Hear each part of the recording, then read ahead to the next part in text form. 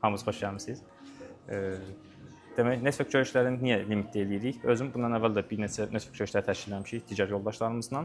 Hansı ki, orada 50, 60 və bir çox üzəri insanlar olurdu və bu network görüşlərində heç bir nəticə olmurdu. Yəni heç bir nəticə. Niyə? Çünki bir restoran danışırıq, gedirik orada səhər yeməyi yeməyə. 50-60 nəfər normal olaraq hamı eyni anda danışıb, eyni anda qulaq asa bilmir. Hamı qrup necəsə bölünür. Qrup düşəndə qrupda söhbət açan olmayanda, deyək ki, kimsə dəvət eləyəndə və ya da ki, orada dəvət eləyən, təşkil eləyən söhbət açmayanda, söhbət necəsə yönləndirməyəndə heç kim danışmırdı. Və hamı gəldi boş-boşuna rahat yemək də yeyə bilmirdi. Çünki məsəl üçün pul vermiş səhər yeməyinə, adam utanır yemək yeməyə. Rahat yemək də yemək olmurdu, danışıq da olmurdu, hamı çıxdı dağılışıb gedirdi. Hamı boşuna elə ki, bir proses olurdu orada. Məsələn, mən tərcih etdim o görüşlərə getməyi, ondan sonra ümumiyyətlə dayandırdım. Bizim yoldaşlar yenə təşkil edirlər, amma da qatılmıram ora. Ondan sonra baxdıq ki, bundansa daha kiçik qrup şəklində görüşəndə hamı bir-birini tanıyır. Və bunu başladıq eləməyə və bu da bəlkə böyük fikirləşdiyimizdən də böyük bir şey gətirdi. Yəni gözlədiyimizdən daha böyük nəticələr verdi. Çünki yəni əlaqə elə bir genişlənmə oldu ki, başda fikirləşəndə deyirdik bəs 2 nəfər, 3 nəfər, 5 nəfər az olar da, yəni 5-5 görürsün. Amma 5 nəfərlə bir görüşürük, 3 nəfərlə bir görüşürük, 10 nəfərlə bir görüşürük. Sonra onların yoldaşları ilə hardasa bir 5 nəfərlə bir görüşəndə və ya da ki, hardansa mesaj gəlir və ya da ki, hardansa nəsə bir şey olunur. Deyirlər ki, biz filan kəsdən eşitmişdik, demişdik filan şeyi, bəs o sizlə görüşüb, bir dənə filan şey var, bizə kömək edə bilərsiniz və ya da ki, xidmət olsun, hər hansı bir şey. Baxırıq ki, bu yəni necə ki, kvadrat şəklində qatlana-qatlana gedə bilən bir şeydir. Ona görə qərar vermişik ki, maksimum 10 nəfərdən o tərəf keçməsin. 5 nəfər olsun, 3 nəfər olsun. Hətta LinkedIn-də bunun başqa versiyasını da eləyirik. Deyək ki, birə-bir görüşmək istədiyimiz insanlar vardı. Müəllimlər olsun, və ya ki, şirkət rəhbərləri olsun, və ya ki, hər hansı bir kim olsun, və ya ki, bizə yazanlar olsun, və ya bizim yazdığımız olsun. Deyək ki, ad gün təbrikləri gəlir, siz də tez-tez istifadə edirsiniz, göndərirsiniz. Ad gün təbriki göndərilir. Okay, hələ qoymuruq qalsın. Təzədən bir mesaj yazır ki, çox sağ olun, minnətdarıq, amma başlayırıq söhbət eləməkdə, yəni nə iş görürsünüz, nə edirsiniz, nə iş görürsünüz, çox maraqlı deyil əslində biz tərəfə, sadəcə insanlıq tərəfi maraqlıdır. Ondan sonra bir söhbət alınır, sonra bir günorta yeməyinə və ya ki, hara yaxındırsa bir yerdə görüşürük, yəni birə-bir tət-a-tət deyirik, onunla görüşürük. Okay. Ondan sonra digəri ilə, ondan sonra digəri ilə və daha effektli olur. Bu gün də ona görə bir 10 nəfər maksimum limit qoymuşduq yoldaşlarımızdan. Bizdə aylıq onsuz da belə deyim, tələbələrimizin ay sonu görüşlərimiz olur, görüşlər keçirdirik. İndi bir çox tələbə keçən dəfə görüşmüşdük deyə deyirik ehtiyac yoxdur yəni qatılmağa. Ancaq daha yeni insanlar qatılsın deyə. Bir də əlavədən bəzilərin bəzi işlərsizliyə qatıla bilmədi. Fikirləşdik ki, elə bunları bir yerə salaq. Görüşmədiyimiz olan digər yoldaşlarla görüşək. Məsələn, Qərib Bəycil və hətta ki, indi 1-2 nəfər var fərqli görüşmədiyimiz. Hə, 2 nəfər də gələcək. O məsələ budur. Görüşlərə də çalışırıq ki, digər yoldaşlarımızdan dəvət eləyə biləndə sağ olsunlar kimin vaxtı olursa, yəni qatılıb bilirlər. Tural bəy olsun, sağ olsun, qatıldı. İlqar bəy olsun, Vizamis şirkətinin özü rəhbəridir. Hər hansı bir Amerika vizası ilə bağlı nəsə bir problem olarsa, nəsə bir şey olarsa, İlqar bəy sağ olsun, qrupumuzda da var. Özünə yəni yazıb birbaşa soruşa bilərsiniz. Bir neçə yoldaşımız yazıb, yəni dəstək alıbdı. Belə İlqar bəy. İndi qısaca özümü yəni tanıtmaq deyil də, artıq yəni yoldaşlar bilirsiniz kimdir. Sizi istədim tanıdım. Yoldaşlar bilsin. Qərib bəy, qısaca özünüzdən deyə bilərsiniz, siz də yoldaşları tanısın, nə iş görürsünüz, nə edirsiniz, digitalla hardan əlaqəniz var. Bugün sizə mikrofon verim, mikrofonu.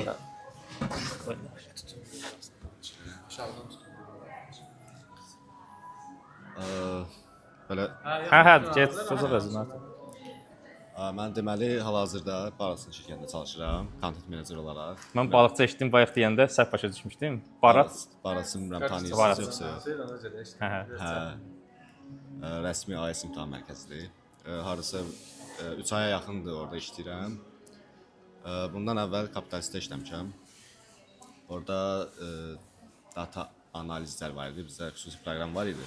Kapitalist deyirsiniz ya Kapitalist. Ona ki tam olaraq nə xidmət verir? O media. Adını eşitmişəm, onu şeyi bilmirəm, prosesini bilmirəm nə iş gördüyü. Media idi o. Maraqlı. İnternet mediada elə bil. Əvvəldən elə idi, sonradan biraz maddi problemlər var idi, amma yenə də davam edirlər. Amma indi başqa xidmətlər də göstərirlər. Məsələn, onların xüsusi proqramları var, onun üzərindən dataları, məsələn, sosial mediadan bütün dataları çəkir. Onun əsasında müştərilərə verirlər. Necə istifadə edir? Məsəl üçün biz ora müraciət edib hansısa xidmət ala bilirik həmin şirkətdən, kapitalistdən, yoxsa? Bəli, ala bilirsiniz. Məsələn, Türkiyədə şirkətlər var, sorğu keçirtmə şirkətləri, forum keçirirlər, sorğu keçirirlər, yəni kimi seçərsiniz seçkidə və ya digər elə bir şey, o nəzərdə tutursunuz? Onlarda sorğu deyil də, sırf məsələn, Facebookda, Instagramdır, digər sosial medialar, Twitter falan, hətta saytlar da var. Oradan nəsə data götürür onlar. Data götürür, açar sözləri qeyd edirsiniz proqramın içində. O sizə real zamanda nə paylaşılıbsa, həmin açar söz keçirsə, okey. həmin dataları sizə verir. Maraqlı. Yəni eksport da edə bilirsiniz, Excel formatında təhlil edə bilirsiniz. Maraqlı. O elə şöhrətən bilmirdim. Var yəni elə bir proqram. Mən hərbi xidmətdə olmuşam 2020-24-də. Hansı tərəfdə olmusunuz? Laçında. Laçında? Okey, xoş. Siz orada nə işləyirsiniz? Bu bizi çağırır deyəsən. Mən əvvəl orada işləyirdim. Elə bir datalar yığırdım. Gəlirəm. Data analitik üçün işləyirsiniz orada. Analitik getmir datam. Nə gedir o? Yəni bağışdan sözü kəsirəm, bir dənə kofe götürəm gəl. Nə gedir? Data. Data analizi demək olar, amma yəni sırf data analizi deyil yəni. Xüsusi proqramdır. O özü data çəkir. Var, deyəsən olmalıydı. Okey. Okey. Əslində saymaq olar. Science deyil. Science biraz daha. Science biraz böyükdür science. İsmail bəy, latte var idi sizdə? Yox, Amerikan. Amerikan. Siz turasınız? Sizdə Amerikandır. Bu Amerikan deyil. Bizim sifarişdir. Başqası Okey. Bu sizin. 2 dənə sifarişimiz. İstəyirsiniz İsmail bəy bir dənə dəqiqləşdirin çünki dediniz ki, latte var sizdə deyəsən. O hazırdır. Ya da səhv eləyiblər. Hə. Belə. Hal-hazırda da content manager kimi işləyirsiniz. Bəli. Arasında işləyir. Belə hərbi xidmətdən də qabaq orada həm SMM işlərini gördüm, həm də layihə meneceri. Bizə həm idman, həm də iqtisadi layihələr, top sports var idi. Onun bütün işlərini mən O gördüm. sizə yəni əməlli başlı təcrübə qatır, layihə menecerliyi və ya da ki, Bəli. elə SMM tərəfi olmalı. Həm komanda idarə edirdim, həm də bütün işləri, həm developer tərəfini, həm Çünki mənim tanıdığım vardı, yoldaşları olubdu bir neçə il bundan qabaq. Təlimə qatılmışdılar. Onda mən qrup şəklində təlim vermirdim, fərdi şəkildə verirdim. Onlar copywriter idilər, işləyirdilər, amma digital marketinqə və ya da ki, fərqli təlimlərə qatılırdılar. Soruşanda da indi bizim öz qrupumuzda da var, deyək ki, satış yoldaş var, satışda işləyir, amma digital təlimə qatılıb. Deyək ki, sadəcə bilmək istəyirəm ki, proses nədir ki, məsələn onu satacağam. Həmənki copywriter deyirdi ki, digitalı bilmək istəyirəm ki, çünki kontent yaradıram. Ən az bilməliyəm də SEO yönümlü kontent necə yaranacaq və ya da ki, ümumiyyətlə, yəni proses necə olur. Yəni prosesi biləndən sonra sizə biraz rahat olur. Məsələn, kontenti yaratmaq və digərlərindən biraz fərqlənirsiniz. Deməli, şey kimi olmur. Hansısa məsəl üçün son zamanlarda olan problem nədir? Bu söhbət ən son dünən gedirdi bizim qrupda. Şahbaz bəy deyirdi yazıca gərsək. Məsələn, digitalçı kimi kursa qatılırsınız, amma sadəcə digitaldan təcrübəniz var. Siz gedirsiniz, fərqli bir şey görə bilmirsiniz. Hər yerdə problemlə qarşılaşırsınız. Kontentdə problemlə qarşılaşırsınız. Şirkətin məsəl üçün deyim də reklamını eləyəsiniz və ya da kampaniyasını hazırlayasınız. Logistika tərəfindən xəbəriniz yoxdur. Oradan problemlə qarşılaşırsınız. Bir dənə üzrlü sayın. Bəli. Salam. Hə, faiz yazısının aşağısında keçən dəfəki yerdə elə. Aha.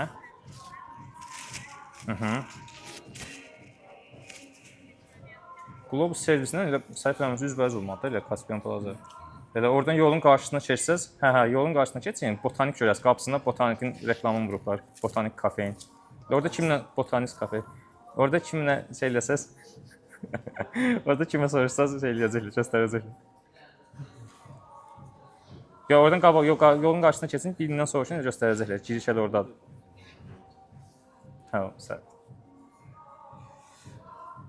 Hə, məsələ nədir? Sözümü nəyə gətirirəm? Deyək ki, tək digitalı biləndə və tək ki, copywritersınız, copywriter kursuna getmisiniz, amma başqa sahədə məsələn sizdə yaxşıdır, layihə meneceri, digər digital tərəfi bilirsiniz. Fikirləşin bir də başqa bir yoldaş gəlir sizlə bərabər, sadəcə copywriter öyrənib. Copywriterlıq öyrənəndə bilir ki, sadəcə bu qaydalar var, amma digər təcrübə yoxdur. Bu nəyə gətirir çıxardır? Dediyim kimi, fikirləşin siz kampaniya eləyirsiniz, amma kampaniyada şey tuta bilmirsiniz də. Bu logistikası necə olacaq, buna bu qədər yəni tələbat olsa, proses necə olacaq, o biraz qarışıq olur. Amerikan soyuq. Orada məsələn qarşılaşdığımız həmişə çox böyük problemlər olubdu. Deyək ki, kampaniya eləyiblər, məhsul satışı olubdu. Kampaniyadan deyək ki 100 nəfər gözləymişlər, 300 nəfər yazıb sifariş veribdi, əllərində stok yoxdur. Elədilər kampaniya özlərini bir növ pis təsir edib. Cəmaət paylaşıb sifariş verdik, gəlib çatmadı, o oldu, bu oldu. Baxırsınız ki, kampaniya yaratmaq istəyib şirkət, amma öz ayağına sıxmış o bir növ. Ona görə onu demək istəyirəm ki, fərqli şeylər öyrənəndə daha rahat olur sizə. Məsələn, yaxşı təcrübə olub o. Mən demək olar həm kontent, həm digital tərəfini bilirəm. Həm digitalda məsələn demək olar ki, məsələn Instagramda reklam vermişəm, Instagram üzərindən. Amma metadan yəni elə təcrübəm olmur da. Business week tərəfindən. Hə, biraz orada sıxıntı var, ads meneceri. Onu da eləsəm demək olar ki, hər şey yaxşı olacaq. Bir də ki, mən məsələn marketinq oxumuşam magistrda. Yəni sırf ənənəvi marketinqdə, içində düz rəqəmsal da olub fən kimi. Hə, Sırf marketinqi oxumuşam. Bizdə biraz orada tərs mütənasiblik var. Məsəl üçün universitetdə ümumi marketinq keçirlər, içərisində qısaca bir digital söhbət olur. Amma bazara gələndə baxırsınız ki, bazarda ümumi digital marketinq keçirik. Onun içərisində marketinqin demək olar ki, hər şey olur da. Yəni SWOT analizi, SWOT analizi olur. Büdcə planlaması, büdcə planlama olur. Digitalda bunun hamısını keçiririk. Sadəcə adını digital qoymuşuq. Yəni ümumiyyətlə yəni belə baxanda elə marketinqə aidilən hər şey. Bazar araşdırmacısısa, bazar araşdırmasını keçirik, amma burada ənənəvi bazar araşdırması biraz ayrı olur. Digital bazar araşdırması biraz ayrı olur deyə o biraz yönəlir o tərəfə. Amma yenə də məsələn marketinq oxumaq mənə çox belə təsir edib də, yəni.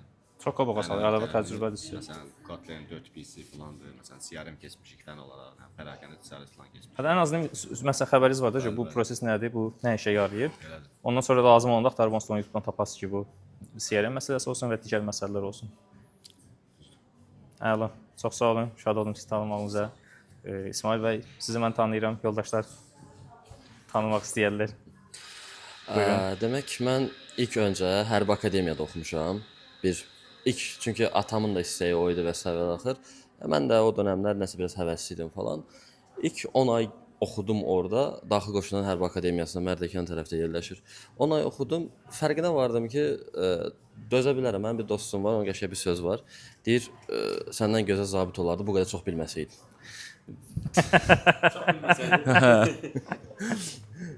İndi başa salacağam nə mənada deyir onu.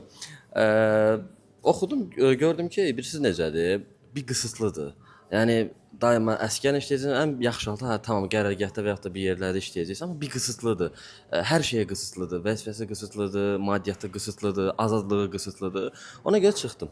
10 ay oxudum, çıxdım, hərbiyə yollandım. Siz harda elədiniz hərbini?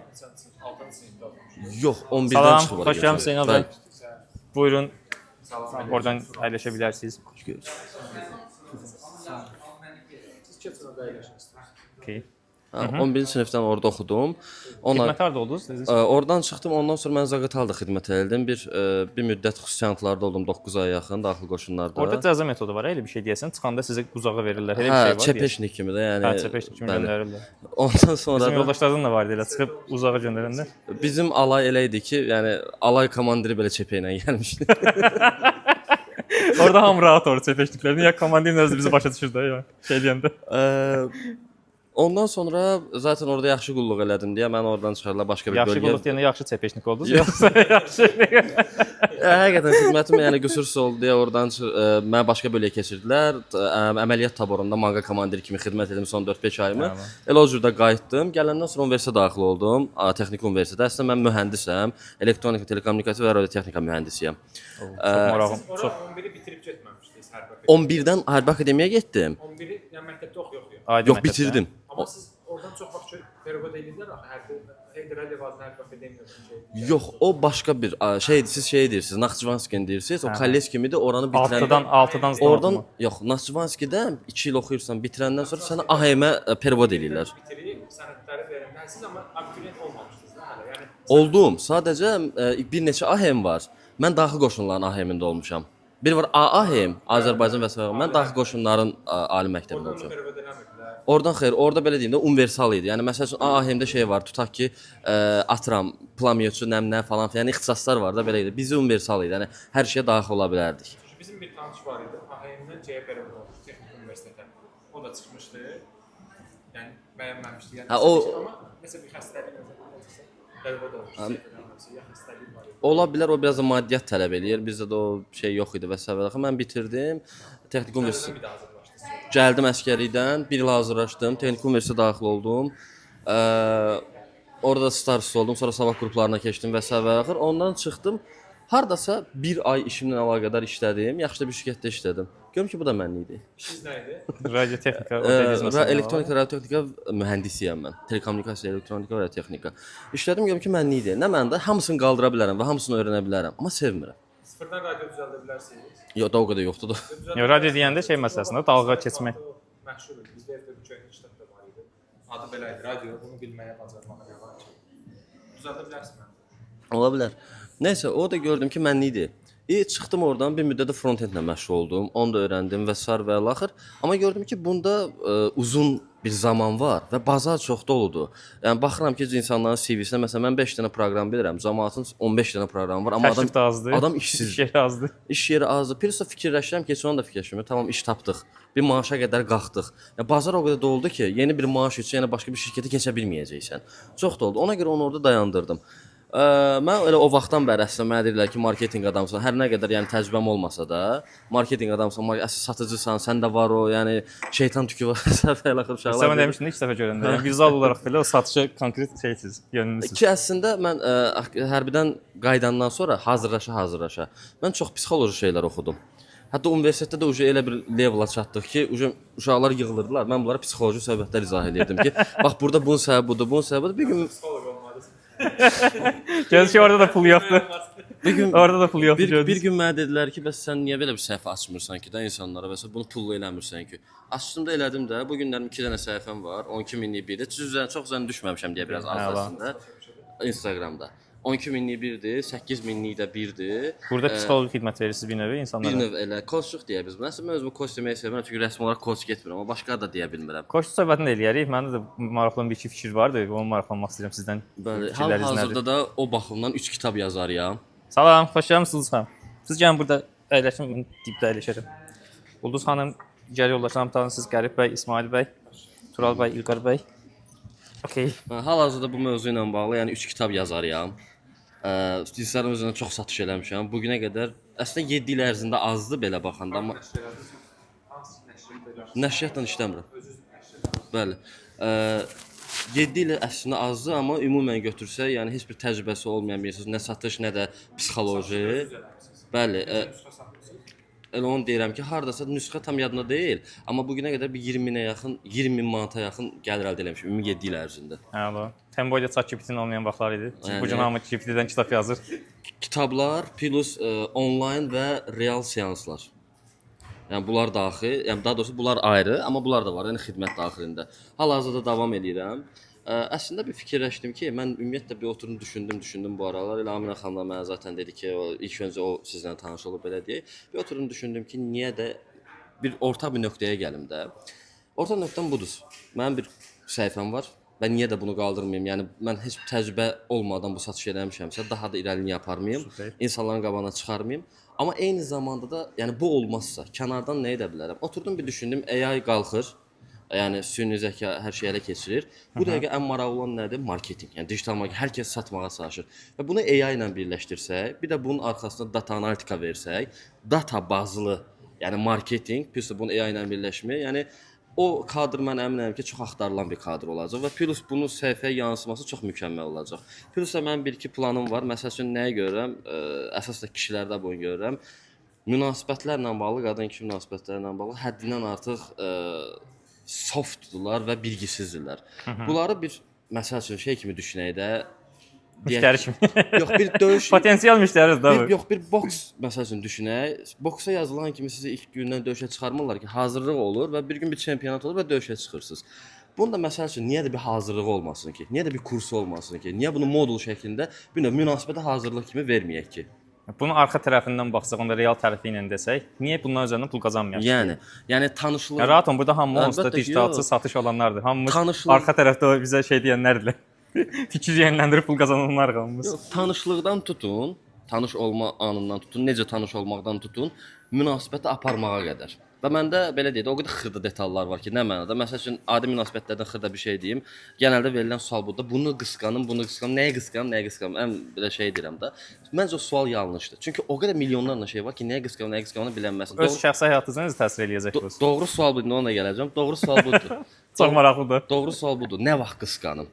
Bu nə deməkdir? Müəyyən hormonal bir dəngə var. Onu çox xırda bir formula tuta bilirsən nədir, nə deyil. O formula uyğun olaraq belə deyək də, o dönəmin müəyyən bir hissəsində sən nəyi qısqanırsan, önəmli deyil. O çox işləyəcək. Digər dönəmində heç nəyə qısqanmayın və ya da qısqanma fərqi yoxdur. Orada da o işləməyəcək. Yəni bir dönəm qismi vardı. Ona çox xırda detallarına mən onu verə bilərəm. Qaldı ki, öz münasibətimə Siz belə fikirləşində, siz nəsə bir hadisə baş verib, partnyorunuzla bağlı qısqanmaq hər hansı bir şey, partnyorunuz deyir ki, sən mənim üstümə taktik eləyirsən. Yəni sən məni manipulyasiya eləyirsən. Adam qalır belə, indi okey, bunu mən eləyirəm də, normal olaraq bilirəm deyə eləyirəm tərəfi var. Deyəcəklər çox. Bu səbəbdə işin içində duyğu girmək məsələsi var. Yəni sən duyğusuz eləyirsən bunu yoxsa taktika ilə eləyirsən? Olay budur. Bunun maraqlıdır belə bir Rollo Tomassi var. O da Amerikada Los Ancelesdə ilişki koçlarından biri də belə deyək də. O bu olaylara game deyir, oyun. Amma oyun nəyi nəzərdə tutur? Manipulation anlamında yox, sosial qabiliyyətlər anlamında. Bir insanın tanış olmasının lazım olan sosial qabiliyyətlər. Oradan o sual verirlər ki, Rollo, 40 neçə ildir evlisən və sən hər gün həyat yoldaşın üzərində bu oyunu oynamaq səni sıxmır? Deyir, I am the game. Oyun mənəm. Yəni mən bunu o qədər eləmişəm ki, bu artıq mənim doğal halımdır. Yəni o doğallaşır. Velosiped sürmək kimi düşünün. Yəni düşün ki, birisi sizə bir velosiped sürmək öyrədir. Bu taktikadırmı? Bəlkə də lap olsun taktika. Yəni bunu belə sür, bunu belə tut ki, amma bu doğallaşandan sonra, təbiiləşəndən sonra ona taktika kimi baxmırsınız. Bu da bunun kimi bir şeydir. Bu sənin bir parçan olandan sonra taktikayla məcburiyyətə qalmısan. Mən işte onu doğallaşdırmağı öyrədirəm. Bunun ikinci tərəfini fikirləşirəm. Burada nə ola bilər? Məsələn, sizin də çox gözəl onda manipulyasiya olunmağa açıq olursunuz. Belə fikirləşin, partnyorunuz bilir ki, siz velosiped sürəndə sağa dönəndə necə yıxılasınız ya yıxılmayasınız. Onun sizə fikirləşib tərs manipulyasiya da eləyə bilir. Açıq olur bir növ adam o şeyə. Gözəl bir tərəfi var. Genəldə biz manipulationa ona görə fokuslanırıq ki, əslində özümüzü kontrol edə bilmirik. Ona görə də qarşı tərəfi kontrol edərək bir növ özümüzü bir növdə yetərli hiss eləməyə çalışırıq. Amma ən güclü manipulyalistlər stoacılığına, bilməm onun barədə məlumatınız var ya yox, stoacılığına manipulationu birləşdirənlərdir. Manipulation Machiavelli'dən gəlir, yəni qarşı tərəfi etkiləmək. Evet, Stoacılıq isə daxilini etkiləmədən, yəni nə mənada daxilin sağlamdır. Əslən manipulationa açıq olan, yəni eləyə bilən insanlar özləri manipulationa ən açıq olan insanlardır. Hə, Amma belə bir detal var. Sən stoacılıqsan, stoacılıq yəni daxilini gücləndirmək deyək. Stoa tərəfin varsa, manipulation sənə təsir eləmir, ya da çox cüzi təsir eləyə bilər. İşte mən bunu bir arada verirəm belə deyək. Hə, əslində çox doğru. Elə bu yerə gətirməyi gözləyirdim. Demək İsmail bəy dediyin bu məşhur sözdür. Deyirlər ki, ən yaxşı idarəçilər, yəni ki, CEO olsun, direktor olsun, yaxşı idarə edə biləndirsə, demək ki, o yaxşı idarə oluna biləndir. Belə fikirləşin. Əgər kimsə yaxşı idarə oluna bilmirsə, əgər heç kim onu idarə edə bilmirsə, o da heç kim idarə edə bilməz. Çünki qəribə bir eqolar olacaq. Yaxşı idarəçi nədir? Bu gün bizim rəhbərliklər nəzərdə tutaq, hətta ki, indi özümüzdən götürək. Eynən. Məsəl üçün icazə verirlər ki, digər yoldaşlar özləri bunları necəsə idarə etsin və hətta ki, idarə etmiş kimi düşünsün. Məsələn biz yaxınlaşırıq və hətta ki bizim indi yoldaşlar olsun, nəsə bir şey eləyəndə icazə verir ki, okey də, yəni bir manipulyasiya kimi eləsin və hətta ki icazə verir ki, bizə bir yaxşılıq eləyə bilsin də bu insan. Çünki imkan verməyəndə bu adam bizə yaxşılıq eləməyə, o sizi bir növ idarə eləmiş kimi olmur. Eynilə də siz başqasını idarə etmiş kimi olmursunuz. O sözə bağlayıram ki, necə ki yaxşı idarəçi olmaq istəyirsinizsə, demək ki, ən açıq, yəni idarə olunansınız, demək siz idarə oluna bilirsiniz. Yox, siz idarə oluna bilmirsinizsə, demək ki, siz özünüzdən də yəni idarəçi çox yaxşı idarəçi çıxmayacaq. Eynilə o ilişki məsələsində. Ümumi son olaraq yəni demək də söhbət ora gətirirəm ki, son məqsədim odur ki, dediyim kimi data bazı, yəni data analitika ilə digital marketinqin və eyni zamanda da AI-ın birləşimi, bunun həm səhifəyə yansıması, məqsəd budur da, həm səhifəyə yansıması, həm də ki, yəni bir karyer olaraq, yəni bu üzrə, yəni son məqsədim budur. Ona görə də bu gün buradayım. Sizin кейsdə ən yəni doğru nədir, verdiyiniz qərarın doğruluğu nədir, onu qeyd etmək istəyirəm. Yəni belə fikirləşin, siz işin psixoloji tərəfini bilirsiniz. Bu avtomatik o deməkdir ki, işin bir növ kontent tərəfini bilirsiniz. Yəni kontent deyəndə, okey, ola bilər kontentin texniki tərəfini bilməyə bilərsiniz, bunu başda yazaq, bunu arxada yazaq. O onsuz da öyrədilə bilən bir şeydir. İndi bunu qəlb məndən daha yaxşı bilər. Amma kontentin bir növ psixoloji tərəfini bilir ki, insana nə təsir edə bilər. İnsana belə təsir edə bilər. Reklam yaradanda bu istəyir metod olsun, istəyir Google-da olsun, istəyir LinkedIn-də olsun, hər yerdə kontent yaradanda, reklam yaradanda birinci insana fikirləşəsiniz. Məsəl üçün bir məhsul gətirəsiniz, bu məhsulu satmalıyıq biz. Siz artıq bilirsiniz ki, bu məhsulun hədəf kütləsi kimdir? Deyəcəksiniz ki, okey, bu məhsulun hədəfi qadınlardır. Siz normal olaraq bir ilişki tərəfindən ya o tərəfdən bir təcrübəniz varsa, avtomatik bilirsiniz ki, biz qadınların qabağına məsəl üçün deyirəm də nə vaxt çıxmalıyıq? Deyək ki, axşam çağı daha əsəbi az olur və ya səhər vaxtı daha az əsəbi olur. Məsəl üçün deyirəm. Onun qabağına bu vaxt çıxa bilərik, bu reklamları verə bilərik. O işin onsuz da o tərəfini onsuz da bilirsiniz. Normal dijitalçı ilə həmişə misal çəkdiyim bir şey var bizdə. Normal dijitalçı və anormal dijitalçı, yəni normal olmayan dijitalçı. Normal olmayan, belə başda bunu deyim, fərqi nədir? Normal dijitalçı həmişə normal qazanc qazanır. Çünki normal iş görür. Yəni sadəcə reklam çıxır, qurtardı. Normal olmayan nə edir? İşin digər tərəfini fikirləşir. Məsələn, mən bu reklamı çıxıram. Bunu niyə bu gün çıxım? Bu gün onsuz da filan bayram günüdür. Bu gün onsuz da məsəl üçün də həftədən filan hadisə baş verir. Bunu saxlayıram, reklamı bu gün dayanıb sabah çıxıram. Və ya buna uyğun onunla da metrik var da, psixoloji tərəfi var və ya da ki, bəzi hadisələr var ki, günə təsir eləyir. Siz bunu biləndən sonra, siz reklamı onlara uyğun çıxandan sonra siz normal olmayan dijitalçı olursunuz. Siz ona görə də normal olmayan dijitalçını daha çox qazanırsınız. Bu həm korporativ şirkətlərdə sizə normal olaraq yəni daha çox qazanc gətirir. Həm freelance işlər görürsünüz hansısa müştərilərlə. Müştərilərə fərqli taktikalar verə bilirsiniz. Müştəri deyəndə reklam hazırlayaq bunu eləyək, sizə məsələn reklam lazım deyil. Sizə belə bir kontent lazımdır. Kontenti yaradaq. Onsuz da bazar dəyəcək bir-birinə bu kontenti yaradandan sonra. Çaxnaşmalı bir şey ola bilər, hər hansı bir şey. Siz bilirsiniz işin o psixoloji tərəfini.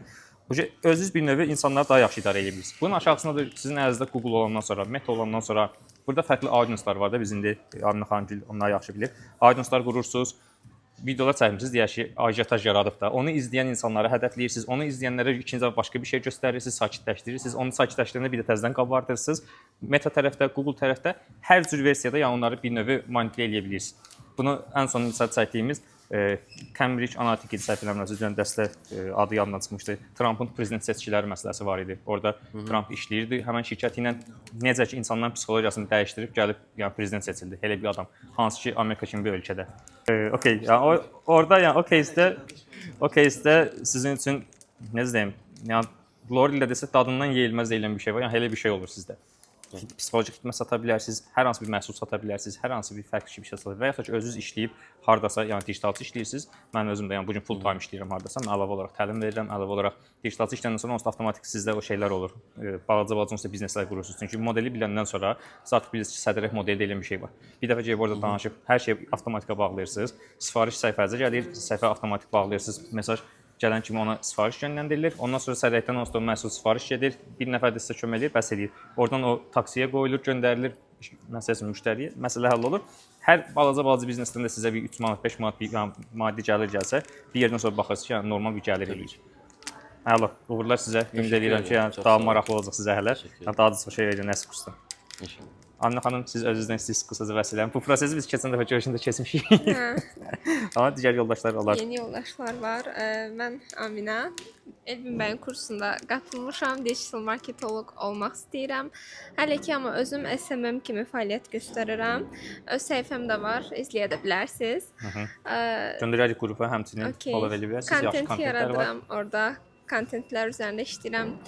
Ara sıra mobilografiya çəkilişləri götürürəm. Bir də həmçinin bir şirkətdə kommunikasiya üzrə assistant gedirəm. Orada da project management deyə bilərik. Çünki hər cür şeylər təşkil edirəm. Həm influencer marketinqə də baxıram biraz, influencerlarla da və s. Yəni ümumi olaraq belə, amma hədəfim SMM-lə yetinməyib, bunu daha böyük yerlərə daşımaqdır. Məsəl üçün xaricə getmək hədəfiniz varmı? Xaricə getmək Bu sualı hədəfim- İlqar bəyin adından verirəm ki, görüm gələcək müştərimiz siz yoxsa ya. İlqar bəy adım beynimdə də qeyd eləmişəm. Viza lazım olan kimi birinci yazırıq. Xaricə getmək istəyirəm. Sadəcə burada praktikamı keçib hazır vəziyyətdə getmək istəyirəm. Ən çox Super. Əla. belə. Yəni o da maksimum deməyim, özüm üçün 2-3 il limit qoymuşam ki, bu illər ərzində burada nə elədim. Nə qədər yüksəldim. Hədəflərim böyüdü sahə baxımından. Əla. Belə. Açığı belə deyim, yəni dediyinizdə hər adam o dediyinizi bir növ başa düşə bilmir. Bizim yoldaşlarımız var. İlqay bəy məndən daha çox elə adam tanıyır, çünki daha çox adamla işləyirlər deyə. Heç bir şey öyrənmədən gedəndə harasa daha çətin olur. Çünki indi İlqar bəyin кейsi varsa özü də paylaşar. Nəsə öyrənmirsiniz, birbaşa gedib düşürsünüz Amerikaya. Burada bir həyatınız var, az çox nəsə işləmirsiniz də hər hansı bir şey. Amma bu ya dil bilməmək, ya da ki hansısa bir təcrübə azlığı və ya da ki o xarici bazar bir təcrübəsi yoxdur. Niyəsə görə ora uyğun deyil. Gedib ora düşəndə insan bir növ olduğu yerdən tam fərqli bir həyata keçir. Məsəl üçün kişilər çoxu deyək ki taksi işində olurlar, maşın sürürlər, yoldaşlarımız var, gedənlər maşından gedirlər. Burada amma deyək yəni hansı bir şöbə rəisi idi, hər hansı bir şey belə olan yoldaşlar vardı. Taksi sürürlər, digər proseslər olurlar və bir yerdən sonra baxırsınız insanlar bezirlər bir yerdən sonra. Amma buradakı adam proqramçı kimi, digitalçı kimi hər hansı bir sahəyə gedib ora düşəndən sonra orada okey, yəni 1 il ola bilər fərqli işlərdə işləsin, amma bu bilir axı 1 ildən sonra bu digitalçı kimi harasa baş vuracaq da artıq. Onda çox rahat olur və qalma ehtimalı orada daha çox olur. Yəni nəinki hazır olmadan getmək. Ona görə uğurlar sizə. Ümid edirəm ki və inanıram ki düzgün yoldasınız. İngilis dili dediniz, bir də ki ingilis müəllimi kimi fəaliyyət göstərirəm. Hə, okey, o tərəfə də var da yadımdan çıxmış. Diplomu da aldım, rəsmi olaraq ixtisasım Əla, təbrik edirik. Bəs kurs verirsiniz onunla bağlı, ingilis Kurs da dillə bağlı? verirəm. Hə, nəyə görə deyirəm? Bax indi burada bizim əməkdaşlıq elədiyimiz bir-iki yer vardı ingilis dili ilə bağlı. Normalda məsləhət görürük də və ya da ki onlar da bizim məsləhət görürlər digitalla bağlı. Heç nə sizdən əməkdaşlıq eləyirik. Onu soruşmaq istəyirəm. Mən də əslində birbaşa belə deyim də, daha çoxunluğu marketinqə, SMM-ə vermişəm deyə çox məhdud sayda fərdi tələbələr götürə bilirəm. Hansı kurslarla işləyirdim, dayandırmışam. Belə eləyə bilərik. Siz ingilis dilini götürürsüz. Psixoloji tərəfin İsmail bəy verir təlimin, digital tərəfini biz veririk, qiyməti birləşdiririk. Məsəl üçün də şərti dedim 100 manat 300 manat edirik, qiymət də bölürük aramızda. Etap salırıq belə. Akademiya kimi bölərik. Düşünmək olar. Maraqlı Hə, olar. kursu da bitirəndən sonra İlqar bəy müraciət edir, adamı göndərir xaricə birbaşa. Azərbaycanda qalmır ki. Birbaşa O potensialını Azərbaycanda niyə qalasan? Bu belə şey öyrənmisən. Yox, bu zarf elmi bir məsələdir. Çünki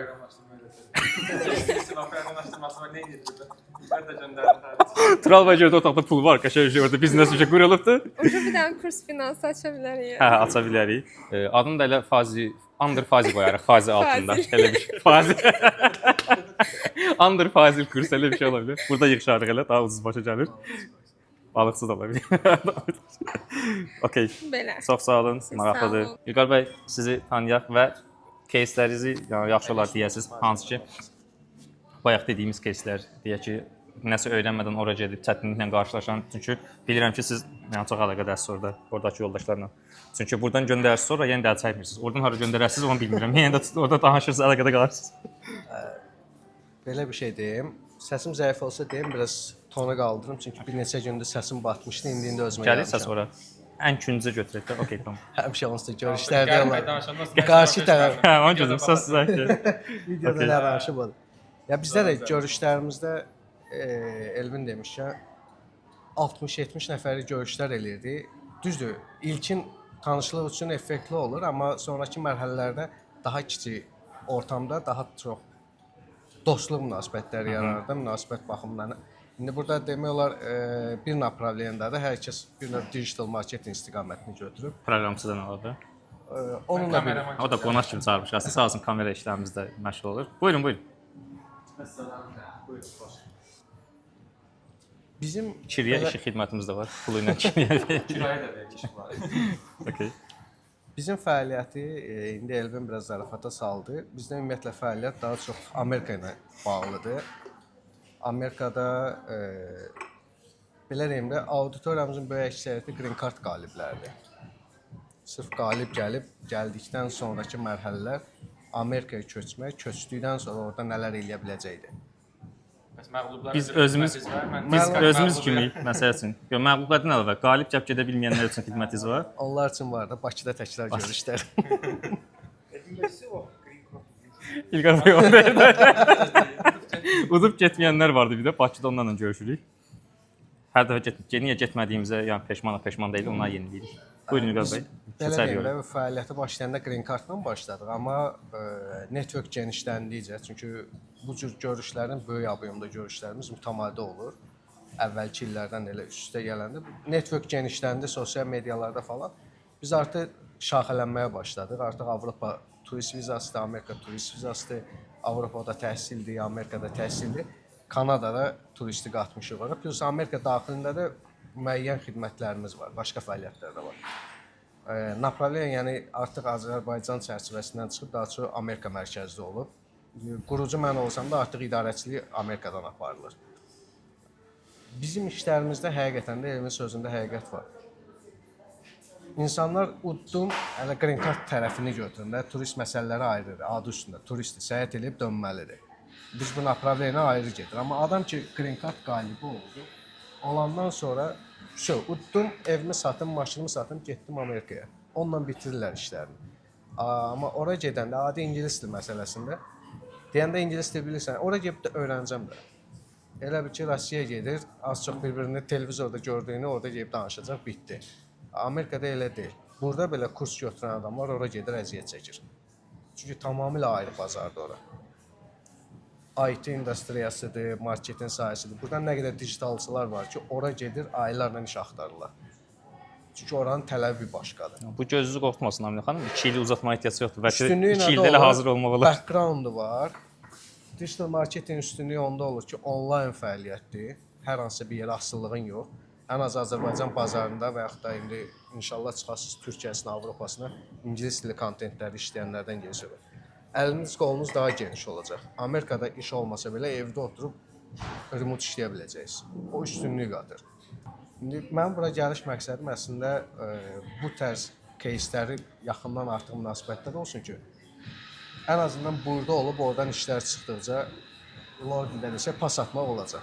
Hətta Elvinlə bunu bir 2-3 ay bundan qabaq müzakirə eləmişik ki, qrupdan effektli, bacarıqlı kadrları həmişə əldə saxlayaq. Çünki o bazar buradan qat-qat böyüdür. Və ən azından sual deyə bilər, IT sayəsində də az çox oradan bir bazara girməyə cəhdimiz olur. Tamamilə başqadır, rəqabət də yüksəkdir. Remote sektoru ümumiyyətlə rəqabət Təklif də yüksəkdir. çoxdur, Çünki yəni. Hindistanlı O qədər oturur, təklif var, o qədər Hindistandan balaca işləyir. böyük biznes var. Türklər yəni yanaşma tərzi dəyişəndə artıq effekt verə bilər. İnşallah ki, sizdə də çıxdığınız yol nəticə verər. Buradan bir nəticəyə mən gəlirəm, o həmənki yoldaşımızın кейsindən. Məsəl üçün mən həmişə Zeynal bəycilə deyirdim, qrupdakı yoldaşlara deyirdim. Deyək, digital marketinq kursuna başlamışsa, şərt deyil ki, siz LinkedIn-də yazasınız ki, junior digital marketinq. Yəni junior yazmağınıza ehtiyac yox, digital marketinq yazmağınız bəs eləyir. Ondan sonrakı etapda sizdən soruşarlar neçə ildir məşğulsunuz, nə vaxt məşğul olsunuz, ondan sonrakı prosesdir. Yəni başda özünüzü biz junioruq, yəni göstərmənizə ehtiyac yoxdur. Çünki onsuz da juniorsuz da, elə deyil. Onsuz söhbət açılsa, onsuz da əsas çox söhbət açılsın. O yerə qədər gələsiniz. Çünki başda junior yazanda bəzən ön yarğılar olur. Və hətta ki, ümumiyyətlə intervyularda indi Turalla həmişə onu müzakirə eləmişik. CV hazırlayanda sağ olsun özü də çox təcrübələrini paylaşıb bizlə. CV-də çalışırıq ki, ön yarğını minimuma endirək. Hətta CV-də harda kurs keçdiyinizi belə deyirik ki, yazmayın. Okay, hətta Elvin bəyin kursunda olmuşuq, belə onu belə yazmayın. Kod akademiyada olmuşuq, onu belə yazmayın. Evo akademiyada olmuşuq, onu belə yazmayın. Div akademiyada olmuşuq, onu belə yazmayın. Nəyə görə? Mən bir tərəfi işə götürən tərəfdəyim həm də, elə indi də digər şirkətdə də. Oradan çox rahat bilirəm. Deyək ki, Kod Akademiyadan biz görəndə orada dizayn götürəcəkdik. HR deyir, yox, Kod Akademiya istəmirik, oradaşlar onsuz da yaxşı öyrənmir. Halbuki bu nisbi məsələdir. Orada 2-3 işçi götürüblər, yaxşı öyrənməyib. Bu da elə bilir ki, elə hamısı elədir. Halbuki uşaqda nasıl daxil?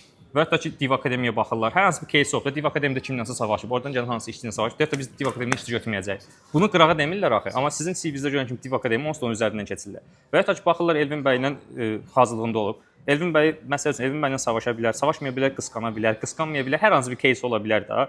Bu bir ön yarğıdır. Bu biridir. Sonra yaşadığınız yeri deyirik yazmayın. Niyə? Çünki yazırsınız Xırdalan və yaxud da ki, Masazır və yaxud da ki, hər hansı bir şey. Avtomatik fikirləşir ki, bu durub oradan gələcək, hər dəfə yubanacaq, bu proseslər olacaq. İkinci oradan onsuz da ələnirsiniz. Amma ona dəxli yoxdur ki, sıradan gələsiniz, burada qalarsınız. Ona da ehtiyac yoxdur. Və hətta ki, indi o tərəfdə Tural bəy öz təcrübələrini paylaşsın, daha yaxşı bilir. Dünən dostum Tural Süleymani ilə danışıram. Proqramlaşdırma sahəsində o məndən də daha qabaqdadır. Azərbaycan. O deyir ki, Amazonda ikinci mərhələ müsahibədə ümumiyyətlə font screening gedir də, telefonla müsahibə gedir. Video açılmır. Səndən müsahibə götürən Amazonun əməkdaşı belə sənin adını, soyadını bilmir. Ön yarğı olmasın deyə ki, bu Hindistanlı adı, bu İspan adıdır, bu Azərbaycanlı adıdır. Telefonu qoyursan, görünmür və sənə bir dənə pəncərə verilir, web pəncərədir.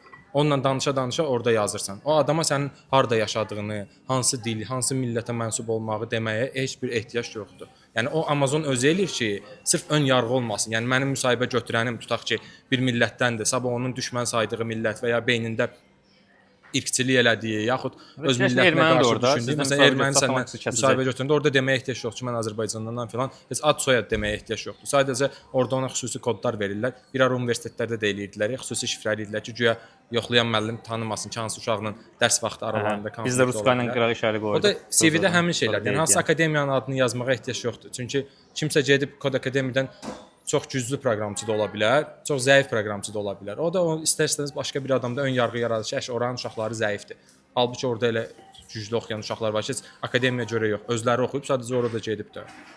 Ona görə. Bu həmişə misal çəkirəm. İndi Tural bəy qaydarıb başdan izah eləyər. Bəzən yoldaşlar deyirlər ki, yəni bu qədər yoxdur. Məsələn, deyir ki, şəkil belə qoymağa ehtiyac yoxdur. Bəzən düz şəkil istəyirlər. Deyir, okey, qoyun, amma şəkildə ola bilər. Yəni şəkildə saç keçəl olar, adam keçəlliyə qarşı bir ön yarğısı olar. Saç çox olar, özü keçəl olar, tüklüyə qarşı bir problem olar. Hər türlü o qədər ön yarğı var. Yəni bu onlarla ön yarğı var. Gözəl olarsınız, sizi işə götürən çirkin ola bilər, avtomatik ola bilər. Hətta indi bunu deyirəm. Məsəl üçün HR-lar var, öz gördüklərimiz, öz eşitdiklərimiz, öz bildiklərimiz. Yəni ki, bürcə görə belə seçim eləyə bilirlər. Hətta orada doğum tarixini falan belə yazmağa deyirik ki, bəzən ehtiyac yoxdur. Çünki adam deyir ki, bu nə bilim oğlaqdır, bunun yüksələni mənimlə alçılanla tutuşmayacaq. Nə əlaqə? Yəni sən nə olacaq, o başqa şöbdə işləyəcək ona qalsa. Onun yüksələni sənin alçılanın nə əlaqəsi? Onun belə söhbətləri gedə bilir. O qədər şey təsir edir CV-də. Ona görə çalışırıq ki, o şeyləri minimuma endirək. Hətta bayaq söhbət hardan gəldi? Yəni junior yazma məsələsindən. Okay, onsuz da junior vakansiyasına müraciət eləmisinizsə, yəni okey, onsuz da yəni junior müraciət eləmişəm. Məsəl üçün elə bir qeyd eləyə bilərsiniz. Okay, Tural bəy sizdən başlayaq. Danışmaq istəyirəm sizə. Okay. Proqramçı işləyirəm 10 ildir. 4 ildə ailəliyəm, 2 uşağım var. Tural bəy də mən danışmayacağam. Deyirəm olsun da, yəni təcrübənizi bizlə paylaşın. 3 ildən də çoxdur uzaqdan işləyirəm xarici şirkətlərlə. Evdə oturmuşam, uşaqlar ağlayır, bir tərəfdən onlar, bir tərəfdən iş belə. Bir tərəfdən Elvin yazır. Nəyiniz subay vaxt eləyin. Məsləhətim odur. Ya da ki, evlənməyin. Mən tərəfdə danışmayım. CV məsələsi ilə bağlı, məsələn, Tural bəyin CV-sinə baxsaz, deyərsiniz ki, siz o işə götürmərsiniz. Amma xaricdə o daha Ona görə də yaxşı CV. götürmürlər Azərbaycanda. Qalmışam işsiz bu arada.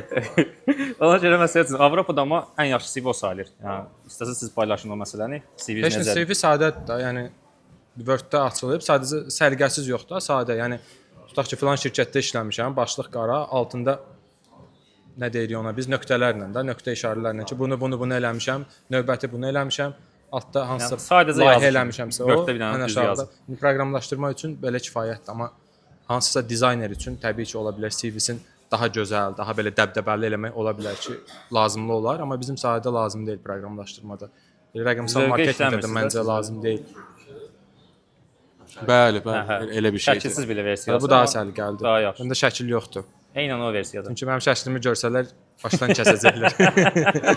Bizdə bir yoldaş Siz yaraşıqlısınız, sizdə yaxşı işə götürəcək, mən də başdan kəsəcəklər. Bizdə bir yoldaş vardı. Belə saqqal falan gəlir. Bəzən dağınıq zad olur. O gün baxır çantada gəlib. İndi özü burada yoxdur. Baxsa videoya biləcək kimi deyirik. Ürəyi Çantada zıtda gəlib. Deyirəm ki, bəs Zəfər mən yubanacağam. Deyirəm haransa patladırsınız yoxsa. Konkret şeylər yoxdur da. Gəlib çanta atıb qaçanlar var ya, video var. Çantanı atıb qaçır eşiyə. Elə bir şeydir. Okay. Çox sağ olun, minnətdarlıq təcrübənize görə. O CV-lər keçir. Yəni sizin göndərdiyiniz CV. Əgər professional yerə gedəcəksə, adam deyir ki, okey, bu professionaldır. Amma biz məsələn mənim öz CV-mdə belə məsələn ingilis dili qoyuruq, onu deyirəm. Bu adı yazılmalıdır. Yəni hansı leveldəsiz? Yəni başlanğıc, lap A1 yazın, B1 yazın, C1 yazın, fərqi yoxdur. Amma məsələn mənim öz CV-mdə belə nöqtə-nöqtə qoymuşuq. Əlləşməmişik heç ondan.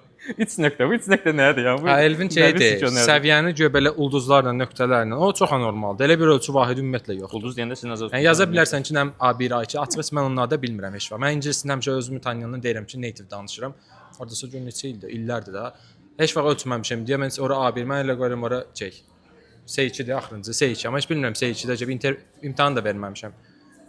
Yəni bildiyiniz nədirsə, tutaq ki, düşünürsüz ki, ya imtahan vermisinizsə o A1, A2 səviyyəsində bilirsinizsə yaza bilərsiniz. Amma nöqtə qoymaq, yaxud proqramlaşdırmada ölçü vahidi yoxdur, yazırlar bilik, tutaq ki, frontend bu qədər, o biri bu qədər. Elə bir ki, o ölüm geyi var ya, o Mortal Kombat oynayır. Elə şey olur, o çox qeyri-ciddi görünür. O dəqiqə bilirlər ki, bu adam yeni başlayıb, hardansa kopyalayıbdır. Əlləşmək istəməyib ya da CV-ni düzəltmək üçün.